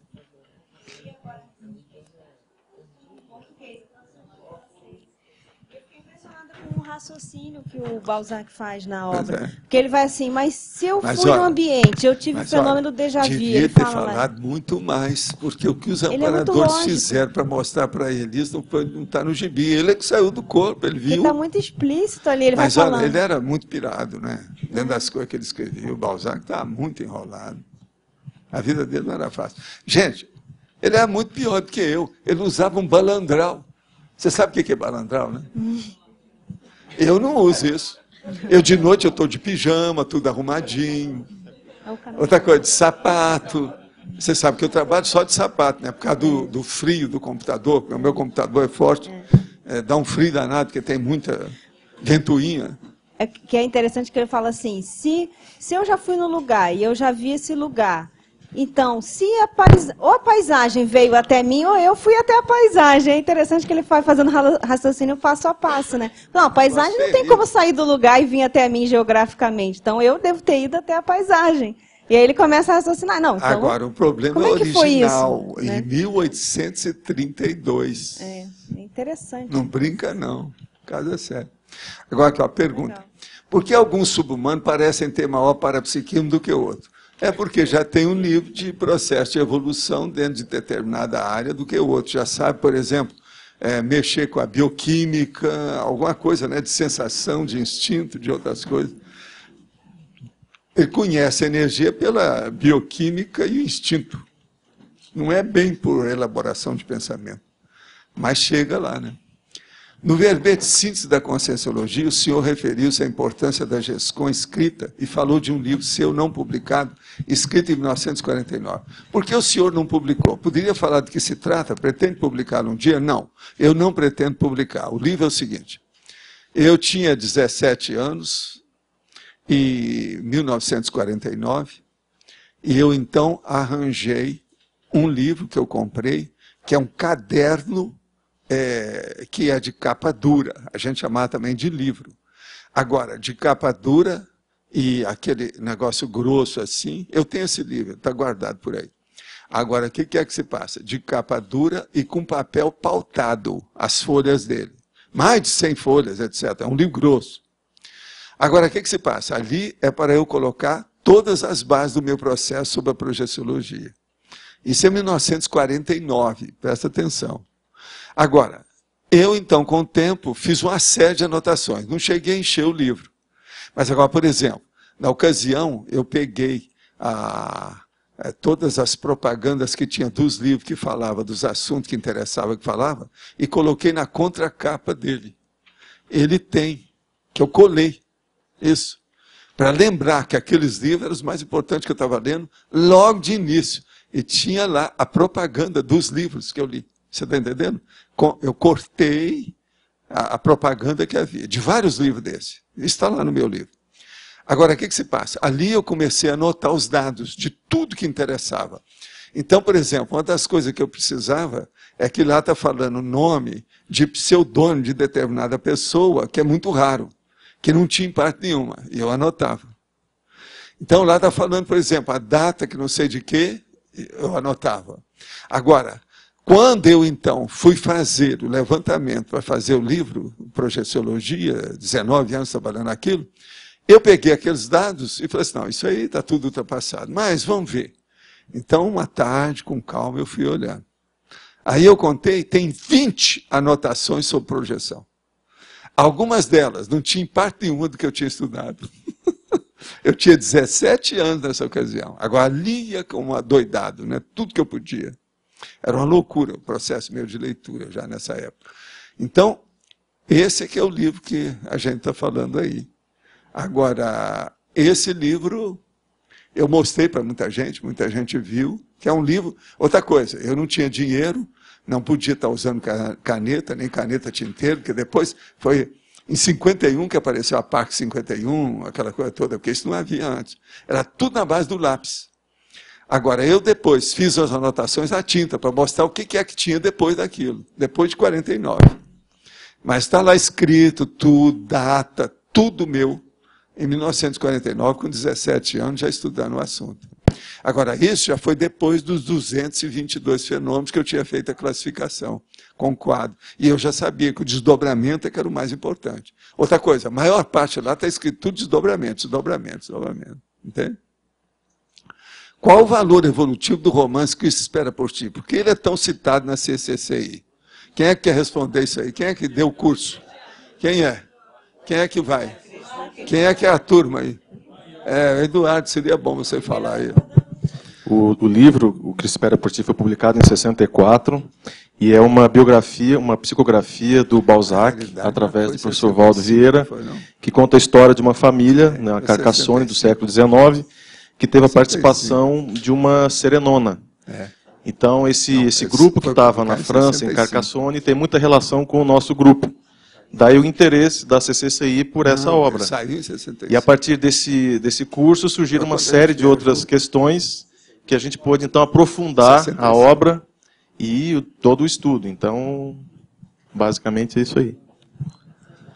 Agora, o livro também é importante porque ele serve de espelho, ele é especular para os processos de retrocognição de certas pessoas que nós temos na CCCI. Por quê? Um monte de gente passou por experiência mais ou menos assemelhada, similar, ou vendo aquilo, vê o que é que a pessoa teve e como é que foi. No caso ali, é um médico que foi analisado de cima e embaixo, dentro dos problemas e os pecadilhos dele da época, a situação toda que aconteceu. Ele nunca matou ninguém, ele fazia assistência a todo mundo, mas cometeu aqueles negócios que criaram problema para ele devido ao problema do passado. Agora, tudo devido ao processo de quê? Psicossomatologia. Processo de emoção. Uma coisa brava mesmo, séria. Então, isso aí, para certas pessoas, eu acho que é por isso que o livro também atrai um pouco. Outra coisa que atrai é porque a turma tem mania de romance, né? Porque é mais fácil de ler, é narrativa, tem essa coisa toda. E o único romance que eu recebi psicograficamente, ou que eu já escrevi na minha vida, foi esse com o Balzac, mais nenhum. Né? Então isso aí também atrai. Dentro do seu conhecimento, qual dicionário da língua portuguesa seria uma boa recomendação pela abrangência hoje, levando em consideração o fato do investimento ser um pouco elevado? Olha, são 3 dicionários. O AIS e o AIS. Olha, o AIS é o melhor que tem, ele tem inclusive uma parte de etimologia muito grande. Eu conheci o AIS, eu sempre fui um admirador dele, ele era uma pessoa muito combatida com a opção de coisa, mas foi o maior. Ele passou todo mundo que apareceu em matéria de dicionário em todos os tempos, é bobagem. Outra coisa, o dicionário do AIS, esse que está aí, que foi impresso na Itália, esse negócio todo, é o maior dicionário da língua portuguesa. Não tem nem em Portugal nenhum que seja tão bom igual ele. Em época nenhuma. Historicamente, tem uma porção de Portugal que são melhores. Historicamente. Para ver certas coisas de história, isso que ele não pode trazer tudo. Mas agora, em matéria de livro, que é o que você está perguntando, o que é que vai ver hoje? Você vai compulsar, consultar qual dicionário todo dia? É o AIS. Tem outros livros do AIS. Esses 3 que eu estou falando é o AIS mesmo. O ideal é o seguinte, você fica com um no seu escritório, outro na sua casa, outro não sei aonde, outro não sei aonde. O ideal é ter o dicionário de todo lado. Outra coisa, ele pesa mais de 3 ou 4 quilos atualmente, quase 5.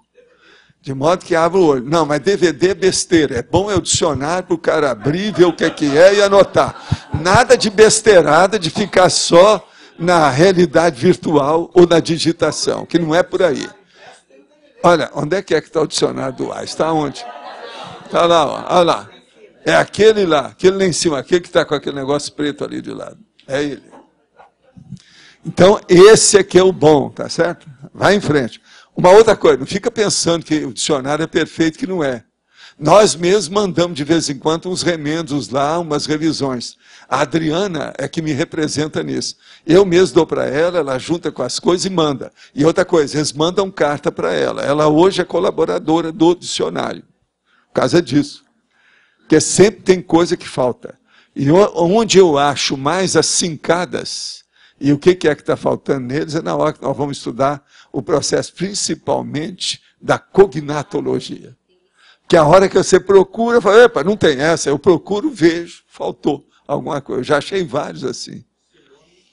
Entende? Não, de vez em quando falta uma ou outra palavra, mas isso, ele mesmo já escreveu lá, o sobrinho lá dele, o neto dele, um deles lá mandou para ela uma carta explicando tudo por que aquela palavra está assim, a outra está daquele jeito, explicou tudo para ela. Eles são muito sérios, a coisa é séria. E eu, então, quero até colaborar mais. Eu achando mais coisas, eu vou dar para ela para mandar. Eu tenho um desses volumes que estão rodando por aí, que tem uma porção de nota minha. Eu não sei onde é que ele está, porque eu não cheguei a listar. Tem uma porção de coisa faltando, num dos que eu vi. Foi o primeiro que eu vi. Agora, eu acho o seguinte, não existe outro dicionário. Vocês estão mexendo muito no dicionário. Não tem. Agora, eu sempre admirei muito o AIS. Eu só não admirava o negócio dele ser mestre cuca. Era o hobby dele. Ele era chefe. Veja só. Chefe. Então ele sabia cozinhar as palavras, as ideias e cozinhar os alimentos. Então ele dava para o gastrosoma e para o mentalsoma. O cara era bom. Bem completo. O Valdo, na história aí da projeciologia, teve alguma vida anterior sua no passado que foi a mais marcante no sentido da projeção, é aquela do Egito, ou não? Não, essa do Egito eu acho que foi, mas eu ainda não tenho noção disso não, pelo seguinte, é o que marcou mais desde que eu era menino, né? A coisa foi muito... Então eu não sei por quê. Agora, se o negócio é tão longe, tão distante, tão remoto, e isso pegou desde que eu era ainda... O meu cérebro ainda não está totalmente constituído, porque isso foi bem antes dos 26 anos. Então eu sempre considerei que isso aí devia ter uma coisa muito séria, né? Agora, eu perguntei para o Eurípides, que ele também esteve nessa, mas ele não me falou nada sobre o assunto, não. Ele falou que é um caso para se estudar. Quer dizer, ele também deve ter alguma dificuldade com o processo das retrocognições dele. Entende? O que eu vejo também é o seguinte, só porque uma pessoa é consciex, Mabel, não quer dizer que ela vai ter todas as retrocognições bonitinhas na mão, não. Vocês estão entendendo ou não? Eu já encontrei com gente que eu esperava que recuperasse uma opção de coisa, que eu sabia das coisas aqui antes, estou sabendo aqui, encontrei fora do corpo. Então o negócio já era para ter recuperado. Então tem os problemas. O negócio de memória, aquilo que eu chamo a holomnemônica, que é quando junta toda a holomemoriologia, essa é muito difícil. Agora, o processo do Egito, vocês sabem, o negócio é muito antes desse povo, tudo que a gente fala por aí. É antes do Sócrates, entende? É antes até de coisa do Kung Fu, do Confúcio. O negócio é muito tempo. Entende? Não se brinca com isso. O Egito, vocês viram quando é que ele começou? Olha depois, olha na história. O negócio é terrível. Agora, por exemplo, eu já procurei tudo, durante anos eu procurei, inclusive nos Estados Unidos, biblioteca, tudo, biblioteca do Congresso, tudo, para ver se eu achava o local que a gente ficava dentro daquela espécie de caixão de pedra que nós ficávamos. Eu não vi nada disso no Egito. Agora, outra coisa, aquilo também, o lugar que havia, não vi nada parecido. Tem coisa mais ou menos similar, mas igualzinho, assim, com identidade, eu não vi nada. Quer dizer, o negócio é muito antigo, porque não sobrou nada na arqueologia. Você está entendendo o que eu quero dizer? E, no entanto, aquilo é batatofe, não adianta. Para mim, é fava contada, eu sei o que é. Outra coisa, eu cheguei a identificar até gente, né, que estava lá, que eu comecei a mexer nisso. Agora, ó, uma das coisas que mais me impressionaram nisso foi o seguinte. Eu começava a pensar, quantos milênios não tem isso? Qual a relação disso com Stonehenge? Qual a relação disso com aqueles meus negócios lá, que é aquela condição lá da área lá, do príncipe, que é a tal. E o nome, o Tintagel. O que é isso? Tem que ver. Agora, outra coisa, se eu lembro desse negócio, por que se fixou tanto? Baseado em quê? Você está entendendo? Aí eu comecei a lembrar tudo que havia, desde o século XVII, que eu podia lembrar, até o fim do XIX, para ver o que eu lembrava em matéria da parapsicoteca. Também eu não pesquei nada de tudo que eu lembrei. Então aí eu começava a pensar, como é que é possível, então, esse fenômeno, com esse processo dessa iniciação, o que é que deu isso? Quer dizer, por exemplo, foi essa iniciação que predispôs os processos para a gente ser pitonisa depois? Como é que fica? Então, isso tudo... Agora, aquilo é que marcou? Agora, se a gente já tinha a possibilidade de sair do corpo numa condição dessa, esse negócio, então, de sair do corpo tem que ter um holopensene adequado, que é o conceptáculo para fazer aquilo. Se o povo não pensar nisso, a gente não faz. Olha só, tem um monte de condições aí para a gente esclarecer, que está tudo mal contado. Então, o que eu vejo é isso. Se eu começar a falar demais em projeção, um monte de gente aqui vai ter projeção. Autêntica, sem fantasia. Por quê? Vai ter um conceptáculo para aquilo. Então, por exemplo, isso que eu estou começando a falar, por isso que é que eu me bato em certas coisas, estou repetindo na enciclopédia, que é para fixar o grafo pensene. Se fizer isso, vai fazer o conceptáculo. Nós vamos fazer o chamariz. Você está entendendo? Agora, o que eu vejo é isso. De tudo isso aí, o maior chamariz em matéria de parapsiquismo comigo foi esse negócio do Egito. E o nosso amigo falou a mesma coisa. Não, para nós foi isso. Porque Eurípides, lá, quando houve a iniciação, ele passou na minha frente. Ele foi em primeiro lugar, em seguida fui eu. Agora, por exemplo, outra coisa seríssima.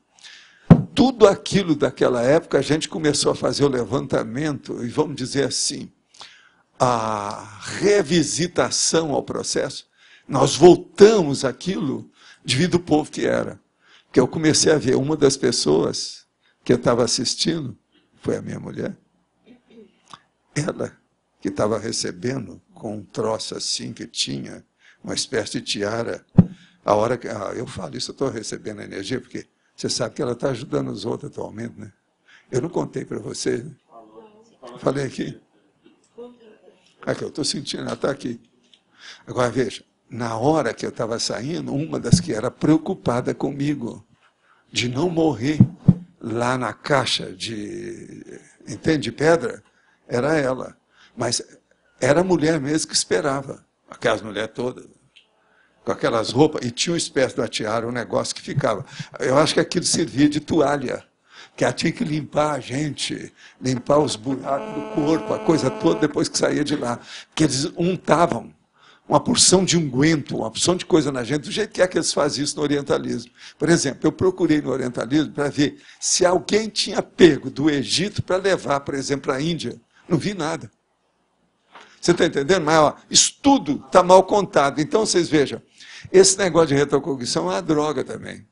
Porque você lembra uma porção de coisas, você quer preencher os vácuos, você não consegue nada. Agora, Val. Pitágoras levou para... Foi, mas o Pitágoras desse povo. Agora, você tem, assim, amparadores que são chineses, amparadores não sei das quantas. Não, porque o negócio era a China. Não, eu sei, negócio mas a minha pergunta lá. Agora, veja, os egípcios são os árabes. É isso que eu queria saber. Tem outra egípcio? Coisa, nós viemos para cá, aqui, a maior comunidade é árabe. E o Aieque lá, então? A monja estava lá como moura. Como moura. Você entendeu agora? Olha o Aieque. Tem umas coisas muito estranhas nisso tudo aí. Agora, tudo você está na relação com todo mundo, todas as etnias. Mas agora, existem umas linhas de direção que são diretrizes, né, de certas condições evolutivas que a gente não sabe, eu não sei. Eu não sei. Aí eu posso ver de novo aquele negócio. Não sinto muito, mas... Valdo, na história dos direitos humanos, o Egito tem um papel importante, né? Eu estou lendo um livro que ele vai fazer uma comparação. Acho, o Egito, eles não dão valor para o Egito. Pois é. Agora, veja, historicamente, ele é mais sério do que ficou registrado na história. Pois é, o que ficou na história que eles estão descrevendo é o papel do Amenófis, do Akhenaton. As bobagens todas. O Ramsés, que eles chamavam até o nosso amigo de Ramsés. Você sabe aquele que... O nosso político... Não, o outro, aquele que morreu e que não acharam o corpo dele. O Ulisses? Ulisses Guimarães, chamado de Ramsés. Agora, você poderia falar um pouquinho sobre... Vocês não sabiam disso? Sabia, né? Olha lá, ele sabia. Sobre aquela... Você poderia falar... Era uma múmia. Não, ele parecia o Ramsés mesmo. Ele era a cara do Ramsés. Não, Valdo, você poderia falar um pouco sobre aquela época do Egito em relação aos direitos humanos, como que era, como que... Não, o caso todo tem um negócio muito sério nisso tudo. Era pouca gente. O povo não fala nisso, nem na história. Eu levo isso muito em consideração, porque nas retrocognições você vê a primeira coisa, sua cabeça de inseto. Você está entendendo? Uma consciencialidade de verme. E o mundo pequeno e pouca gente. Agora, o melhor da história é a hora que você entra e sai da retrocognição. Você entende? Então você olha de fora e depois você entra dentro. Não quer ver como é que era. Depois você sai de você. É como se você se incorporasse, reincorporasse, depois desincorporasse. Você mesmo, dentro do processo mnemônico. Então, é assim que você vê como é que era. Então, a gente era um inseto. Agora, veja. Eu acho, por exemplo, uma consciência igual a do Eurípides, naquela ocasião, devia ser muito mais do que aquilo. Mas, o conceptáculo, você está entendendo? O Zeitgeist, é esse. O Zeitgeist, no caso, é o conceptáculo. O Zeitgeist da época era mesmo a cabeça de germen. Você está entendendo? Então, o mundo era pequeno. Agora, o que me impressiona é o seguinte, era pouca gente. Então, um mundel que ninguém sabia o tamanho que era, e pouca gente. Você está entendendo? Hoje, por exemplo, aqui, ó, esse negócio de ter uma população com bilhões de pessoas, e o povo sabendo que tem, reconhecendo que tem, já não fica tão preocupado se a gente está sozinho ou não, nesse monte de estrelas. Você está entendendo? Porque a gente tem companhia. Aqui. Mas lá não tinha. Você está entendendo como é que é? Isso tudo, essa sensação, vocês ainda vão ter isso aí. Vocês vão, olha aqui, ó. Vocês esperam que vocês vão ver o processo de retrocognição, como é que é. O negócio é seríssimo. E outra coisa, tem certas experiências que você vai ter Que é assim, às vezes você está tão entusiasmado com a linha de conhecimento humano que está aí, a hora que você tem aquilo que você chega e vai ver, morreu tudo. Na hora. Dá uma pena. Entende? Porque o negócio não corresponde à realidade. Valdo, então aquelas discussões filosóficas naquela época não tinha essa consciencialidade que você está colocando, né? Não, de modo algum. Mas coisa agora pobre, veja, né? Havia o processo da façanha, do feito, da conquista, aquilo que o americano chama the victory, o overcome. Você está entendendo como é que é? Havia o ganho do problema. Então, o processo da iniciação era uma coisa absurdamente importante para eles. Entende? É tanto que tinha sacerdote para tudo, aqueles negócios tipo Deus disse daquilo. Tinha cara que andava com um bicho na cabeça, entende? Que era o Horus. Tinha um monte de coisa assim. O negócio não era fácil. Agora, o problema todo era o seguinte, era mostrar que a pessoa não morria.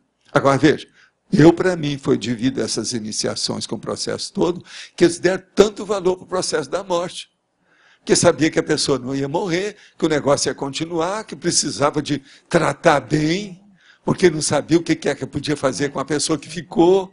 Você está entendendo? Para fazer média com todo mundo. E outra coisa, tratavam bem os líderes, que eram o faraó, a outra, isso e aquilo, tudo. Por quê? Era o cara que dominava, era quem mandava. Agora, eu, depois que vi essas coisas todas, comecei a entender muito as coisas de faraó, do Egito, os negócios todos. Agora, uma coisa muito engraçada é que ninguém nunca sabia dessas coisas minhas. Mas, no entanto, uma vez apareceu um cara que veio da Alemanha, que era um mestre cervejeiro. Esses mestres cervejeiros, vocês sabem que eles se consideram como sendo de Marte, né? Eles são super-homens e é o dono do cosmos. Porque eles têm um negócio que aquilo é uma tradição que vem há séculos, e eles têm um poder danado, ganham muito bem, e eles é que sabem mexer. O mestre cervejeiro é um negócio sério. Então, esse, quando vem da Alemanha, geralmente jovens, sabendo tudo, era um problema. E um ficou muito amigo meu. Agora, o melhor da história. Ele achava que eu entendia tudo sobre o Egito. E sobre os papiros. Então, ele ia e comprava o negócio até na Europa, de coisa do Egito que o povo vendia. O hobby dele era colecionar o negócio do Egito. Agora, o cara alemão, presta atenção, mestre cervejeiro. Agora, o que se passa? Lá vou eu estudar os negócios do material dele, com ele e as coisas todas. As coisas que ele comprou, papiro, coisas, tinha um monte, ninguém sabia disso, porque o negócio é uma fortuna. Se o povo, tudo quanto é dinheiro dele, ele aplicava nisso. Agora, a coisa mais estranha, por que ele foi atrás de mim? Aí eu queria, quem é que foi esse cara? Eu nunca consegui identificar nada. Esse aí, mas ele era bem assistido, fazia as coisas. Foi com ele que eu aprendi o negócio da cerveja crua, com as coisas todas, porque ela não é pasteurizada.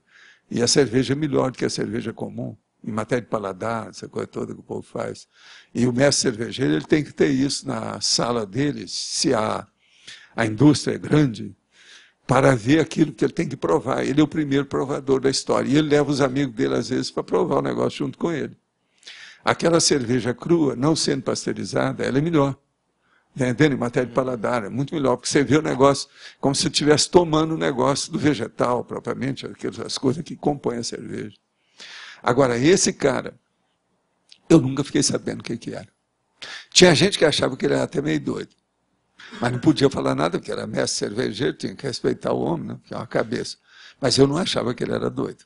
Agora, que ele era totalmente enrolado com o Egito, era. Agora, é muito estranho, porque alemão. O que é que tem que ver? Se ele fosse árabe, do Islã, ou qualquer coisa, entende? Pois é. Agora, é muito estranho isso aí. Não, eu sei, mas aí o negócio é alemão, mas não é isso. O interesse dele comigo era por causa do Egito. Sendo que eu não sou árabe, nem ele também é. Como é que é isso? São as coisas estranhas disso aí. Agora, então, eu falei assim, ele só pode ter vindo atrás de mim por causa disso.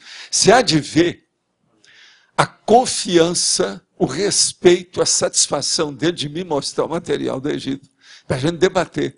Não, isso aqui deve ser, o troço todo é esse. Então eu olhava aquele negócio da dinastia, para a gente localizar como é que era, vamos ver mais livro, entende? E fazer viagem para ver isso e ver aquilo. Negócio sério. Agora, que é estranho, isso ficou um ponto de interrogação na minha vida. Eu nunca pude decifrar os detalhes. Agora, foi a única pessoa que viu esse meu negócio do Egito. E caladinho, quieto, só nós dois. Nem as outras pessoas sabiam daquilo, nada. Só a gente. Agora, ele enrolava aqueles papiros, trazia aquilo. Você tem uns estojos especiais para guardar isso. É um preço, uma loucura. Você vê que o troço é antigo. Eu colocava assim a mão, assim, fazia psicometria, o negócio não é fácil. E tem a coisa com muita energia. Tem muito disso. Valdo, tem uma questão da relação de Brasília e do Juscelino com o Egito, né? Que é o pessoal estuda e diz que tem relação com o passado dele, né? Tem. E ele passou pelo Egito também. Ele a maioria aí deve ter passado. Ele passou no Egito, ficou sabendo... Todos esses, assim, que estão mais ou menos num certo nível hoje, de lucidez, tiveram alguma coisa no Egito, né? E ele viu Akhenaton, aquela ideia lá, o cara que fez a capital, aquele imperador, aquilo chamou a atenção dele. Sei, não, mas isso aí foi mais um processo histórico, né? E vamos dizer, problema da época, né? Essa política, essa coisa chama atenção. O problema mais foi isso. Agora, gente, outra pergunta aqui. Em 2004, fiz um CIP durante o curso, passei a ter projeções dentro de casa. De lá para cá, não tive mais. Fazendo autopesquisa, descobri que tenho medo de consciência, o que trava as minhas projeções. O que posso fazer para vencer isso? Pega meu livro Projeciologia e meta os peitos.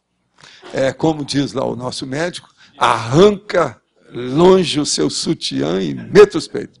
É a única situação. Não pode ter medo disso, não. Tem que dar um jeito. Senão o negócio não vai.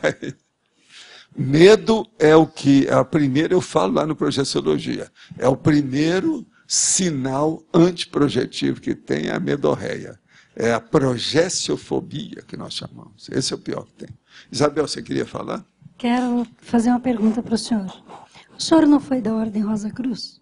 Hein? Nesta vida, o senhor já foi da Ordem Rosa Cruz? Não, eu estudei tudo e teve gente da Ordem Rosa Cruz conosco, mas eu não. Nunca participei de nada. Porque... Tinha até amigos meus que queriam que eu entrasse para a Ordem, mas eu não quis. Não, porque me chamou bem a atenção na hora de fazer os laboratórios. Porque tem laboratório aqui de projeção que usa as técnicas que são usadas na Ordem Rosa Cruz. São parecidos, mas não é a mesma coisa, né? Eu tinha 21 Você lembra que eu falava, uma das coisas que mais nós precisamos mais aqui é silêncio e simplicidade, lembra? Sim, mas lá também. Eu tinha 21 anos quando eu voltei para o corpo e estava no teto. Aí eu tive um impacto, porque eu nunca tinha estudado projeção. E uma pessoa me indicou entrar na Ordem Rosa Cruz. E eu fiquei 17 anos até conhecer a Conscienciologia. Então conheço bem, é uma réplica do Egito. Muita coisa, mas não é bem réplica não, tá? Eu andei estudando isso. Parece, mas trabalha não é. Com energia, projeção. Denorex, parece, mas não é. Uma outra coisa. A Rosa Cruz é muito antiga, né? Você sabe que dessas seitas todas que tem por aí, uma das mais antigas é a Rosa Cruz. Tido como filosofia, né? Pois é. Mas agora não é bem a filosofia, porque tem uma opção de coisa. Nós já vimos muita gente que participava lá, quando saiu, estava tudo alterado. Eu mesmo atendi muita gente nesse sentido. Teve gente que entrou, que saiu depois, veio conosco, saiu. Isso é problemático, a opção de coisa. Aquele negócio da ordem, que vai tendo a hierarquia, aquilo é igual padre. O negócio é difícil, aquilo ali. E tem umas coisas lá, assim, um pouco perturbadas. E outra coisa, a pior coisa que tem. O cara só entra lá pela 11ª que ele começa a estudar a projeção. Sendo que a projeção devia ser logo na 3ª, na 2ª. Estuda conta-gotas, professor. Hein? Estuda conta-gotas. Realmente eles não entregam o ouro do início. Mas veja, tudo é errado. Isso o que é? Seita. Seita das piores que tem. Esoterismo, quer dizer, ocultismo. É o troço antigo, eles não conseguiram sair disso. Você está entendendo? Por aí você vê. Walter, essa período do Egito, isso ajudou muito a forjar a questão que você fala da sua obstinação, né? nesses processos de iniciação? Porque lá todo mundo já era obstinado, né? Trabalhava Vocês também, muito quando isso, estavam lá, era a mesma coisa. Agora, muitos esqueceram. Muitos ficaram mole. Amoleceram. Entende? Mas você fala que muitos de nós tínhamos As iniciações é que deram e convenceram a gente a ficar com perseverança. São as iniciações. As iniciações, de tudo que eu já vi na Terra, é a única coisa mais forte do que o exército. O exército é a coisa mais brava que tem por aí, segundo todo mundo. Agora, as iniciações eram piores. Porque eram muito mais rigorosas, muito mais abarcantes, sabe? A panorâmica era muito maior, envolvia muito mais a personalidade. Então o negócio não era fácil. E outra coisa, você tem que lembrar que muitas dessas iniciações a gente era mulher, né? Não era homem. Então a situação ainda é pior ainda. Você, o povo sabe disso, você vai fazer uma lavagem cerebral sobre mulher, ela fica pior do que o homem. O homem ainda tem testosterona, vai estar reagindo. Agora a mulher não, ela cai de 4. Você está entendendo? O nome é esse, cai de 4. Então esse negócio é terrível. Agora, a gente aprendeu. Tenacidade, perseverança, constância, entende? E, vamos dizer, a decisão, a determinação. Essa autodeterminação que respeita os direitos das outras pessoas, que a coisa mais séria é isso. É uma autodeterminação que não afeta o direito das outras pessoas. Isso é a iniciação que cria na gente. Agora, hoje não precisa mais disso. É nessa linha que eu ia perguntar. O que então poderia ser aproveitado daquela época e poderia ser adaptado para o dia de hoje? Fazer a pessoa ficar racional, cada vez mais racional. Com isso, ela pega o lado bom de tudo que havia nessas ordens e linhas de conhecimento e esquece o que não presta, joga fora o que não presta. Porque é ficar com a coisa que serve. Então, é só a racionalidade que leva a isso. Porque o que faltou sempre foi racionalidade. Agora, o que combatia mais a racionalidade? Eram as guerras. É a pessoa querer matar a outra. Quer dizer, o problema todo, isso aí sempre liquidou com a racionalidade. Então a pessoa deixava a racionalidade de lado, porque se ela começasse a pensar nisso, ela tinha que desistir do negócio de matar. Qualquer um que pensar com racionalidade, jamais vai matar nenhum mosquito. Se ele puder, ele vai evitar matar. Até isso aqui, ó. Ele vai evitar isso. Ele vai racionalizar tudo. Então, o processo da racionalização é que é o caminho. Você vê que tudo meu é baseado nisso. Eu falo, vamos levar tudo para o PEN, vamos levar tudo para a mental somática, vamos levar tudo para a priorologia, a cosmoética, o discernimento. O discernimento é que é a racionalidade. Agora, aquelas iniciações, esse negócio todo que nós passamos, diversas áreas, países, épocas, povos, e, vamos dizer, no caso, culturas, não havia tanto discernimento. É esse discernimento que ainda não há aqui. Olha só, o discernimento dos americanos, você não acha que é zero à esquerda? Para eleger o Bush? Não é uma vergonha? Esse discernimento de ficar dominado por uma coisa que às vezes criaram, que é o dinheiro. Isso tudo é uma loucura. Pensa bem. O discernimento, por exemplo, dos cientistas, que não estudam eles mesmos. Ficam estudando o pentelho daquele bichinho do Mar Morto, desse tamanhozinho, mas esquece de estudar ele mesmo. Quer dizer, é uma coisa terrível você pensar nisso tudo. Onde é que tem discernimento? Então você veja, muda ali, em vez de conscienciologia, vamos pôr discernimentologia. Pronto, é a mesma coisa. É isso que a gente está tentando aqui. Gente, eu acho que eu vou parar por aqui. Hoje tem gente aí para falar. Eu quero dizer que no domingo é antagonismologia sadia e hoje nós temos ainda 12 verbetes para vocês selecionarem, tá certo?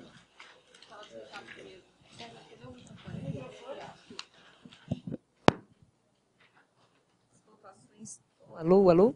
Pontuações da tertúlia, votos online 23, perguntas via internet respondidas 17, assinatura no livro de presença 67.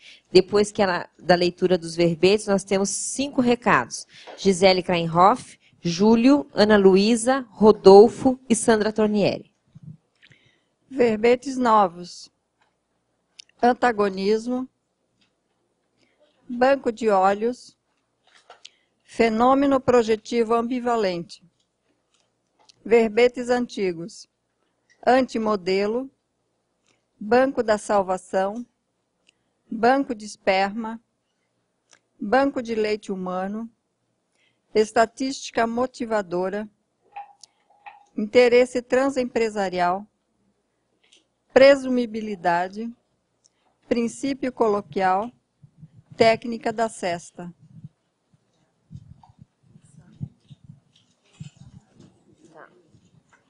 Pode falar, Mabel. Pode falar. Bom, até o dia 31 de outubro, o Laboratório de Técnicas Projetivas, que foi reaberto, está com uma promoção de um crédito só, é R$15. O preço normal dele é R$30. A gente está fazendo isso, que ele foi reinaugurado depois de um ano fechado, então é para movimentar as energias e para vocês conhecerem. Ele está muito mais confortável, não tá quente como ele era antes, está bem isolado, foi feito um trabalho muito bom no laboratório. E foi reformado todo as janelas por fora, foi repintado. O André Chataloff se dedicou muito nesse laboratório, então está valendo a pena visitar ele. Pessoal, boa tarde. A gente gostaria de lembrar que a Apex está realizando, no próximo final de semana, dia 18 e 19 de outubro, o curso Identificação das Diretrizes da Proexis. Então, é aquele curso especial para trabalhar com as diretrizes, as linhas das diretrizes da Proexis pessoal, identificação do público-alvo, o papel na Maxi Proexis. Então, é um curso de imersão, sábado o dia inteiro e domingo pela manhã, que tem essa finalidade principal. Então, a gente está convidando a todos, a gente está tentando fechar a turma, tem alguns já interessados. Então, procure a gente tanto hoje no final da tertúlia, o pessoal aí da Tertúlia Online pode procurar no site, enviando e-mail, que é o apexinternacional.org. Tá ok?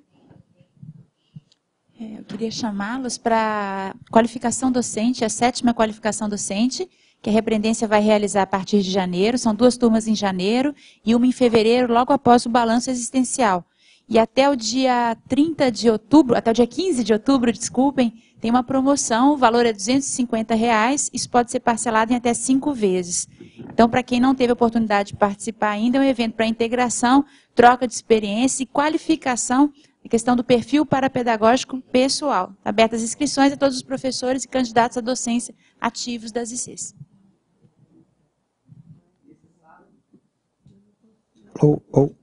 Nesse sábado, às 15h30, teremos a conferência online da Apex. Será uma biografia de Carl Jung, que é o fundador, né, da Escola Analítica de Psicologia. E estão todos convidados, os tertulianos também, para participar. Será através do site da Apex, é só entrar no site da Apex, www.apexinternacional.org, clica no banner de conferência, baixa o arquivo da conferência e entra na sala e você já pode participar. Todos podem participar, é aberto ao público, tá? Não paga nada, pode participar, pode